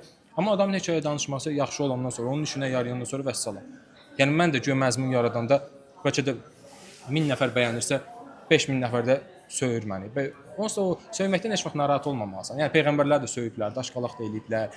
Yəni böyük insanlar bir kütləyə çıxırsansa, biri var deyə qorxaq olasan, heç kim məni görməsin. Elə bir şey yoxdur da. Həyat çünki biz bircə yaşayışa məcburuq. Yəni sənin qonşun var, şey var, çıxırsan istər-istəməz danışırsan, bir nəfərin xoşuna gəlir, 5 nəfərin xoşuna gəlmir. Ona görə o narahat olmamalısan ki, məndən zəhləsi gedənlər olacaq, mənfi rəylər yazacaq, yazsınlar da. Yəni nəyi dəyişir ki? Ürək atıb Məsələn, tutaq ki, Tural nə idi oğlan adı? Fərhad Pərvizi. Tural Fərhad Pərvizini bəyənsən olacaq, bəyənməsə adam kütləsini yığa bilsə halal olsun ona. Yəni çoxlu olacaq. Söhbətin üzərinə. Kimsə əgər neqativ yazırsa, çalışın arada neqativ yazdırmağa məcbur edin. Özünüz bilmədən, yəni sizin üçün ideal gedir bu, amma öz boşluğunuzu kənardan görmüş olursunuz. O da geçir. Bəzən o neqativ mövzunu yaratmaq lazımdır. Həm işdə, həm kontentlərdə. Baxırsan ki, yazdığın mövzuda kimlərsə artıq başlayırlar iç yüzünü göstərmək, kimliklərini də tanıya bilirsən. Yəni sizdən deyək ki, paylaşım etdim, auditoriya mənə maraqlı deyildi, onu məndə like versin, komment versin, bitdi. Tək o tərəfi deyil. Bu adam daimi izləməsi üçün də var. Təmizlik işləri də görmək olar profildə. Baxırsınız ki, bu tərz insanlar misal üçün bizim indi bu xidməti qoyaq kənara, müəyyən bir kütləmiz var da bizim də. Facebookda ayrıcadır, Instagramda ayrıdır, WhatsAppda ayrıdır. Təkcə WhatsAppda 6-7 minə yaxın kontaktımız var. Şəxsi profilimdən paylaşım eləyəndə indi Elvin görür, arada kritikalı mövzu açıram. Prosta yazıram. Görüm kim oradan nə reaksiya verəcək. Qruplarımız var, eyni qədər. Mən şəxsən özüm 300 neçə dənə WhatsApp qrupundayam. Və o 100 neçə dənəsinin admini özümə. Necə çatdırırsın o mesajları? Oxuyuram. Hamısı. Yox, maraq üçün soruşuram. Çətindir. Əməkdaşlıq elədiyi hamısını da öz eləmir də, əməkdaşlıq elədiyi yoldaşlar da Şirkətin var. işləri ayrı, o ayrı. Sırf şəxsinin oğlan qruplarının hamısını oxuyuram. Çünki orada elə moment olur ki, o mövzunu buraxıram, açıb gedir. Şəxsən mənim özüm olduğum, admin olduğum qrupda insan haqqında başlayıb neqativ mövzu açmağa, şəxsiyə part-apart yazırlar ki, İlqar bunu və sil, çıxart da qrupdan. Deyirəm, yox, qoy paylaşsın. Misal üçün, Elvi mənə az tanıyırsa, Tural çox tanıyırsa, Turalın verəcəyi doğru arqumentləri Elvin görüb fikirləşəcək ki, İlqar kimdir. Yaxşı ideya. Mən heç vaxtı qrupda haqqımda kritikavat eləyən adamı çıxartmıram, saxlayıram. Qalır, etik normanı pozarsa ayrı məsələ. Onda öcə çıxır. Digər halda həmişə qrupdadır. Dəyişdirə bilirsiniz onun fikrini. Yəni ki, digərinin fikrini görsün, O bəlkə insan o fikri müştəriyə çevrilir. dəyişmir. Yox, o insan gözündə pərdəsi varsa, o pərdəni sən sökə bilməzsən. Çünki o adam var, o adamı yatıb da oyada bilərsən. Bir də var ki, özün yatmışlığa vurur. Hə. Yatmışlığa vuranı Qəşəng əldə misal. bilməzsən. Qəşəng misal. Amma ən azından o yatmışlığa vurmuş adamın əli ilə digər insanların sənin haqqında təəssüratını formalaşdırırsan. Okay. O belə deyim də, sən istəsən də, istəməsən də bu şəraiti yaratmış olursan. İndi Elvin daha çox bizi tanıyır, Səs çəkmə. Ya özüm də götürüb danışacağam, ona görə. Elvin bizi daha çox tanıyır. Yəni biz xidmət, iş və digərlərinə əlavə yüzlərlə adama təmənnasız sadəcə bilgi bölüşürük, dəstək göstəririk. Hətta olub ki, maddi dəstəyin də köməyini eləmişik. Elvin təcrübədə görüb də olarıq. İnsan olub səfərə çıxmaq üçün pulu olmayıb, onun pulunu kart buraxmışıq ortaya. İnsanlardan hərədən 10, 15, 150 bilet pulsun belə köməkli elədiyimiz durumlar olub. Etməyə də bilərik. İşimizi, xidmətimizi görək, duraq kənarda. Amma bu iş işdir. Digər tərəfdən insanlıq öz insanlığını həmişə qorumalıdır. Yaxşılığı pislik eləyənə qarşı belə yaxşılığı elə ki, o utanmasa da, özündə onun nümunəsinin nəticəsini ala bilməsə də, digərləri görəcək ki, onun etdiyi yamanlığa sən yenə yaxşılıq edirsən. İndi qrupdakı paylaşma gəlir misal. Məsəl üçün, yəni demək olar ki, dəstək olsun deyirəm. Bayaq İsmail bəyin də dediyi, qruplarda gördüyünüz bəzi şeylər olur da, suallar yaradılır anonim şəkildə. Avtomatik bilinci bunun arxa tərəfdə adminlər yaradır. Yəni elə bir suallar verilir, ailəm dəli bir-birinə, aşağıda hamı yazır, yəni bu nədir, o nədir? Çox fərqli şeylər görə bilirik də. Avtomatik olsa mən qrupda görəndə anonim şəkildə belə bir sual yazıb, yenə yazıram ki, admin yenə iş başındadır ki, başlayıb orada aktivliyi yaratsın deyə. Düzü iş yoldaşlarımdan eşidirəm, deyirlər, falan qrupda belə bir şey yazılıb. Dedim, necə fikirləşmirsiniz ki, yəni bu aktivlik yaratsın deyə yazılıb da, yəni. Çünki real olacaq dərəcədə şeydir da, yəni qarışıqlıq yarada bilən bir prosesdir, məsələdir.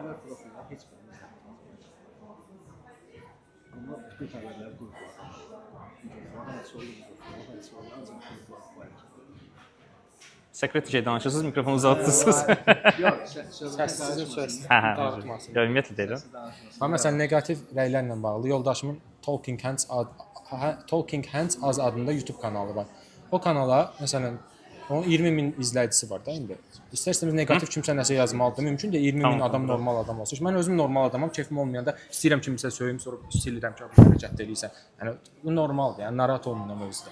Bəzən deyirəm dəymə tutaq ki, o dediyi kimi etik normalar pozulmursa, məsələn adam girib o dediyi kimi öz için qurdun töküb də. İndi bilmirsən onun həyatında nə baş verib, ya özü xəstə adamdır. İndi problemli adamlar vardı. Yazır, dəymirsən. Bir yerdən sonra dediyi kimi səni tanıyan, məzmuna bələd başqası gəlir ona deyir ki, məsəl üçün filan kəs bunu hərəkətli yazmısan. O da onunla. Sonra görürsən o ikisi orada qırışır, sənin aktivliyin qalxır. Sənin nə ziyan oldu ki, sən onsuz da səni tanıyan tanıyır, sən də hansı adını eşitmədiyin, tanımadığın adamın səni validasiyasına ehtiyacın yoxdur. Heç kimin ona ehtiyacı yoxdur. Yəni narahat olmamalısan ki, kimsə gəldi yazdı ki, tutaq ki da bu nə qaşdı, nə dəxilsiz şey də yazır. Bunu ən yaxşı eləyən məşhurlardan tanıdığınız var, ən yaxşı eləyən. Məsələn xaricdə və bizdə elə özlərində də o ulduzların özləri qurtdular. Özləri saxta profilinə girirlər. İrəm Dərəcinin bir Rəydə videosu biri var. söyür, sonra o biri onu söyür. Hamısı özü deyə. Sonra cəmaət də girir ora, aktivlik qalxır. Vəssalam. İrəm Dərəcinin məşhur videosu, Kəmalə baxa Günəşli bilərsən. belə gəldi, şey belə getdi. Özlərini məşhurlaşdırırlar. İrəm Dərəcə var, Türkiyə artisti. Onun özü də o da şəffaflıqda var. biraz ləzzət edir onun şəffaflığı. Özü məsələn podkastda paylaşır. Dedim 3 dənə profilim var, fərqli adlara da.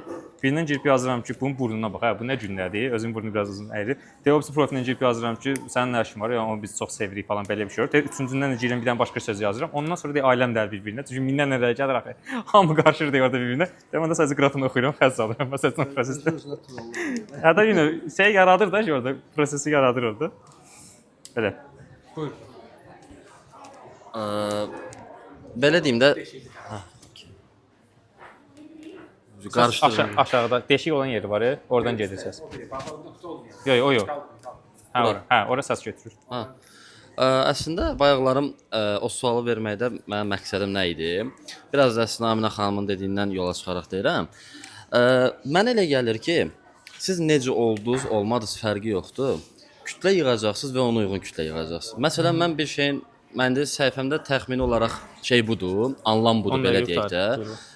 Təkamül üzərindən yola çıxaraq kişinin dominant olmasından, qadının daha feminen olmasından danışıram və bundan da yola çıxıram. Məsələn, kitabımda da o elm araşdırmaların referansını qoymuşam, qrafiklərini qoymuşam ki, məsələn, orada bir qrafik var. Həyatından keçən partnyor sayı ilə xoşbəxtlik arasındakı əlaqə, bir koordinat sistemidir. Məsələn, kişilərdə qadın sayı artdıqca, yəni partnyor sayı artdıqca xoşbəxtliyində bir dəyişim olmadığı halda, qadınlarda bir qədər qalxır, 10-cu partnyordan başlayaraq düşməyə başlayır. O da müəyyən şeylər var ki, oksitosin hormonudur, güvən bağ hormonudur, o hormonlar düşür qadınlarda. Yəni bu çox etkiləyə bilər. Bunun da təkamülsüz səbəbləri var. Məsələn, mən buradan yola çıxaram, məsələn, danışıram ki, hə deyək ki, qadın həyatından partnyor o qədər çox keçməməlidir. Hətta o kişi ilə görüşməsə belə. Məhəmməd peyğəmbər kimi şey qoy, limitli. Əslində mən öləndən sonra falan şey olmaz. Əslində bunu dinlə də bağlayıram. İndi onu da deyəcəm. Məsələn, çox kişi keçməməlidir. Hətta yazışmasında belə ona psixoloji təsir və s. axır. Bunu bir təhər dinlə əlaqələnir. Hətta orada Məhəmməd peyğəmbəri ortaya atıram ki, Məhəmməd peyğəmbər məsələn alfalıq deyirik də. Əlaqələnir. Məsələn, Məhəmməd peyğəmbər alfa olub. Sıfırdan gəlib bunu qurub və s. axır. Yəni orada çox detallar var, xırda və s. amma tamam başqa bir səhifə var. O səhifə mənim tamam əksinə gedir. Xanımdır. Məsələn deyir ki, tutaq ki, həyatından 100 oğlan keçibsə tutalım. Bu qarşındakının dəxli yoxdur. Sən istəyirsən gizlədə bilərsən. Və onun da özünə uyğun kütləsi var. Məsələn, Aminə xanım deyir ki, tutaq ki, mən belə danışaram, yargılayarlar, ya belə eləyərlər falan filan. İlla ki yargılayan, məndə yargılayan var, onu da yargılayan var. Ortada bir kütlə var. Belə deyək, daha dəyişmək istəyənlər mənə yönəlir. Daha belə o red flag dediyimiz tiplər onlara gedir. İkisini də sata bilirik. Yəni belə deyim də, məncə siz öz kütlənizin nəyi hansı kütləni istəyirsiniz ona yönəlməlisiniz. Və bayaqların Fərhad Pərvizdən də misal çəkməkdə səbəbim nə idi? Siz məsəl üçün dediniz ki, insanlar ağıllı görünməyi, yəni görünməyə biraz təhlükəlidir və s. axır. Amma insan da o insanda görünərək, amma orada biraz detal var, səmimidir. Yəni çox özün eqolu aparmır. Səmimi bir ağıllılığı var orada. Bununla apararaq da öz kütləsini çəkməyəsiniz. Mən sizə ona görə sual vermişdim ki, axı işləyir. Yəni ona görə fikrinizi almaq istəyirdim. İşləyən yerləri var. Mən öz fikrimi deyim. Yəni Onun təbii ki, bacarıb işlədə bildiyin yerlər var. Məsələn, adicə kənd cəmaatını götürün. Kəndə bir mühəndis gəlirsə, nə olur ki, bu mühəndisdən soruşurlar ki, ağıllı adam budur. Yəni baxır da işləyən yerində. Sadəcə məzmun yaradanda sən özündən ağıllıya baxarsan, yenə öyrənmək üçün insan açıb YouTube özündən ağıllıya baxır. O işlədiyi yer var, işləmədiyi yer. Məşhur söz var, mollanın dediyin elə, elədiyin eləmə. Elə bir söz var. Molla çox yaxşı şeylər önərir, amma özü okey, nə qədər pis şey eləsin. Onun dediyin eləsək, yəni düz yola gələcək. Elədiyinə baxmaya bilərik. Ya hamının öz kütləsi var. O razıyam o fikirlə, düz deyirsiniz. Hər öz kütləsini yox. Məsələn sən çox elmi danışsan, bu dəfə elm adamlarının və səni başa düşənləri ora yığasan, ya dediyin kimi məsəl üçün biraz daha belə ağıllı görünüb, amma sadə dildə danışsan, daha çox adamın rəğbətini qazanırsan. Elədir. Əgər Xidmətini hara satacağını, kimə satacağını da. Bəli. Olar ki, auditoriyanda cəmi 1000 nəfərin var. Onun üstünə də çıxma niyyəti yoxdur. Amma o 1000 nəfərdən daimi bir iş çıxır. şəxsi brendinq məsələsi var idi. Hansı ki bir aralar o neuromarketinqdən öncəki hype-da o idi. Hamı şəxsi personal brendinq deyirlər. Personal brendinq dediyimiz, yəni Turanla tez danışırıq, müzakirə edirik bunu. Personal brendinq yəni yaradırıq deyən insanların özlərinin elədiklərinə baxsaq, hətta ki personal brendinq təlimi verirlər.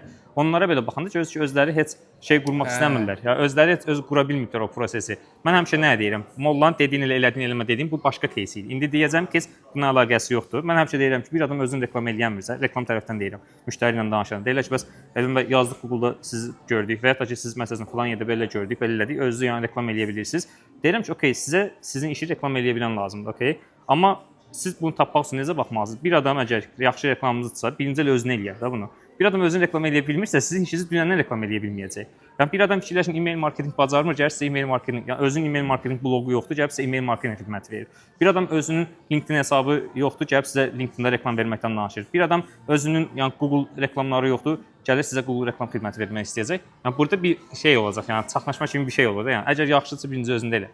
Eyni personal brandingdə yaxşıdırsa birinci özlərində elə də yəni. Xaricilərdə də var. Məsələn deyir, YouTube səhifənizi qaldırıram. Girsən görsən YouTube-unda 1000 nəfər yoxdur. Məzələni sən. Məşhur şey var, göstərir 2 milyon necə izlənməli səhifəsində göstərir 4 nəfər izləyir. 4 il keçib üstündən 4 nəfər izləyir. Mən tutacağam, narahat olma. Ver, ver, Sonra ver. götürəcəm deyə sonra şey olacaq. Avasın ver. Uzaqdan bir dənə çəkməz.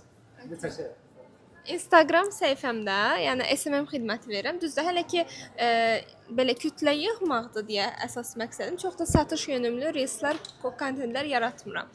Amma normalda mənim istəyərəm ki, müştərini Instagramdan götürüm, onun biznesinin səhifəsinə aparım. Sosial media. Qayıdıb mənə deməyəcəklər ki, sənin səhifəndə staq 170 nəfər var, sən mənim səhifəmi necə qaldırsan? Mənə də deyən vardı. Ona görə Qısaca deyim, mənə də deyən var ki, Elvin bəyin məsələn Instagram səhifəsi azdır. Mən deyirəm, okey, mən LinkedIn-a yönəlmişəm. Neçə LinkedIn-də 13 min adam var. İstəsəz ora baxın. Bir də ki, hamı bir yerdən başlamalıdır da. Məsələn, bu gün Mr. Beast-in kanalını bağlasaq, o təzə kanal açanda birdən başlayacaq da, sıfırdan başlayacaq. Yəni o narahatlıq olmamalı. Siz paraleldə onun da üstündə işləyirsiniz, bunun da üstündə işləyirsiniz. Bir də ki, orada bir hədəf məsələsi də var. İndi biz zarafat edirik, amma o bir tərəfli o dediyimiz elə mütləq doğru deyil. Məsəl üçün, deyək ki, siz YouTube-da hansısa strategiyanı, bir əyləncə mövzulu bir kanalı qaldırıb 10 min eləyə bilərsiniz. Amma sizin özünüz axı ciddi bir insansınız. O təbii ki, sizin öz kanalınızın 10 min izləyicisi olmayacaq. Bizim dediyimiz elə birbaşa zarafat qatırıq deyirik. Hər mövzuda keçərli deyil ki, düz deyir sonra. Məsələn, Turalı niyə izləsinlər ki? Amma Turalın əyləncə ilə bağlı hansısa verilişini izləyə bilərik də. Biz hansısa aktyorun gedib qədim aktyorun səhifəsinə baxmırıq, amma kinolara oturub baxırıq onların çəkildiyi kinoya. Sizin onsuz da izahınız var ki, orada. Mən şəxsi adamım, mən maraqsızam. Mənim özümü nə edirsən, gördüyüm işlərə baxırsan. Molla demir, molla dediyi kimi. Molla deyir falan şey eləmə, haramdır, özü eləyir. Deyir ki, mənim dediyimi elə, elədiyimi yox. Yəni elə bir şeydir, elə bir şey də vardı. Ya, hər şeyə onsuz da cavab vardı, narahat olmayın. Yoxsa mən yarışmaya davam edirəm. Sadəcə davam eləyin. Son istəyirsiniz yekunlaşdıraq, qısaca bir şey deyim. Öz paylaşımlarıma da gəlir mənfi rəylər. Bunu da Turaldan öyrənmişəm. Sağ olsun, illər əvvəldən deyir ki, sadəcə ürək qoy keç və elə də eləyirik. Yəni əvvəl ola bilər nəsə yazırdım, nəsə bir şey olurdu. Sadəcə bəlkə bəzən səbəb elə soruşdum. İndi isə onunla əlləşmirik. Yəni ürək qoyub keçirik. Məşhur söz var desən, abi Tarzansın, sən falan şeysin, həmişə saçarsın. Mən nə edirəm? Mən onu deyib keçirik. Tərifləyirəm həmin adamı. Məsələn, kimsə girir məni tutaq ki, aşağılama məqsədi ilə bir şey yazır. Mən başlayıram öz bildiyim bütün ədəbiyyatdan keçdiyim ey möhtərəm gözəl insan məsələn belə adamı da adam ikinci şeyində nəsə deyə bilmir. Adam məni bloklayır. Belə bax gözəlliyi odur ki, insan tərifləyirsən, insan səni bloklayır. Ümumiyyətlə bir maraqlı bir qənaətə gəlmişəm. Tərif çox gözəl şeydir. Onu düzgün adama eləyəndə sənə sağ ol deyil. Yanlış adama eləyəndə səni bloklayıb qaçır ki, yəni mən bu tərifə layiq deyiləm, niyə elədi? Məsələn adam tutaq ki, girib mən ağzına gələn yazır. Mən bunu tərifləyirəm. O da beynində düşmən bunu qıcıqlandırmaq istəyirdim. Bu nə edir? Beynində nə fikirləşir maraqlı deyil. Bu məndən məzələnir. Necə? biraz təsdiqləyib üstünə də 5-in qoyuram, sən düz deyirsən. Hələ məndən də əclaf adam yoxdur, amma belə normal sözlərlə də elə eləyirəm ki, o adam artıq o Mən adamın başda dediyi dediyim çəkisi nədir? azalır. Özünə gülmək Bayaq məsələsi dediyim var. kimi mən özümə güləndən sonra mən məsələn yıxıldım. Bir qəşəng söhbət var. Deyir, əgər yıxılanda kiminsə səni gülməyi narahat eləmək istəmirsə, birinci özün başla gülməyə. Sən də qoşuldun onlara və salam narahatım. Mən özüm də gülürdüm də. Yəni elə bir şey eləyirəm.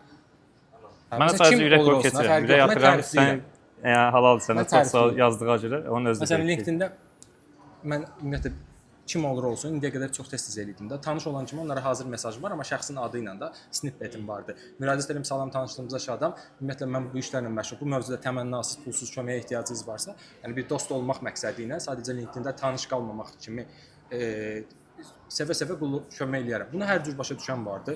Mən amma bundan dayanmıram. Eləsi var girib məsələn təhqir kimi yazıb ki, rəylərə girib yazıb ki, deməli yazmışam bunu, sonra mesajı o silib, görməyibdi.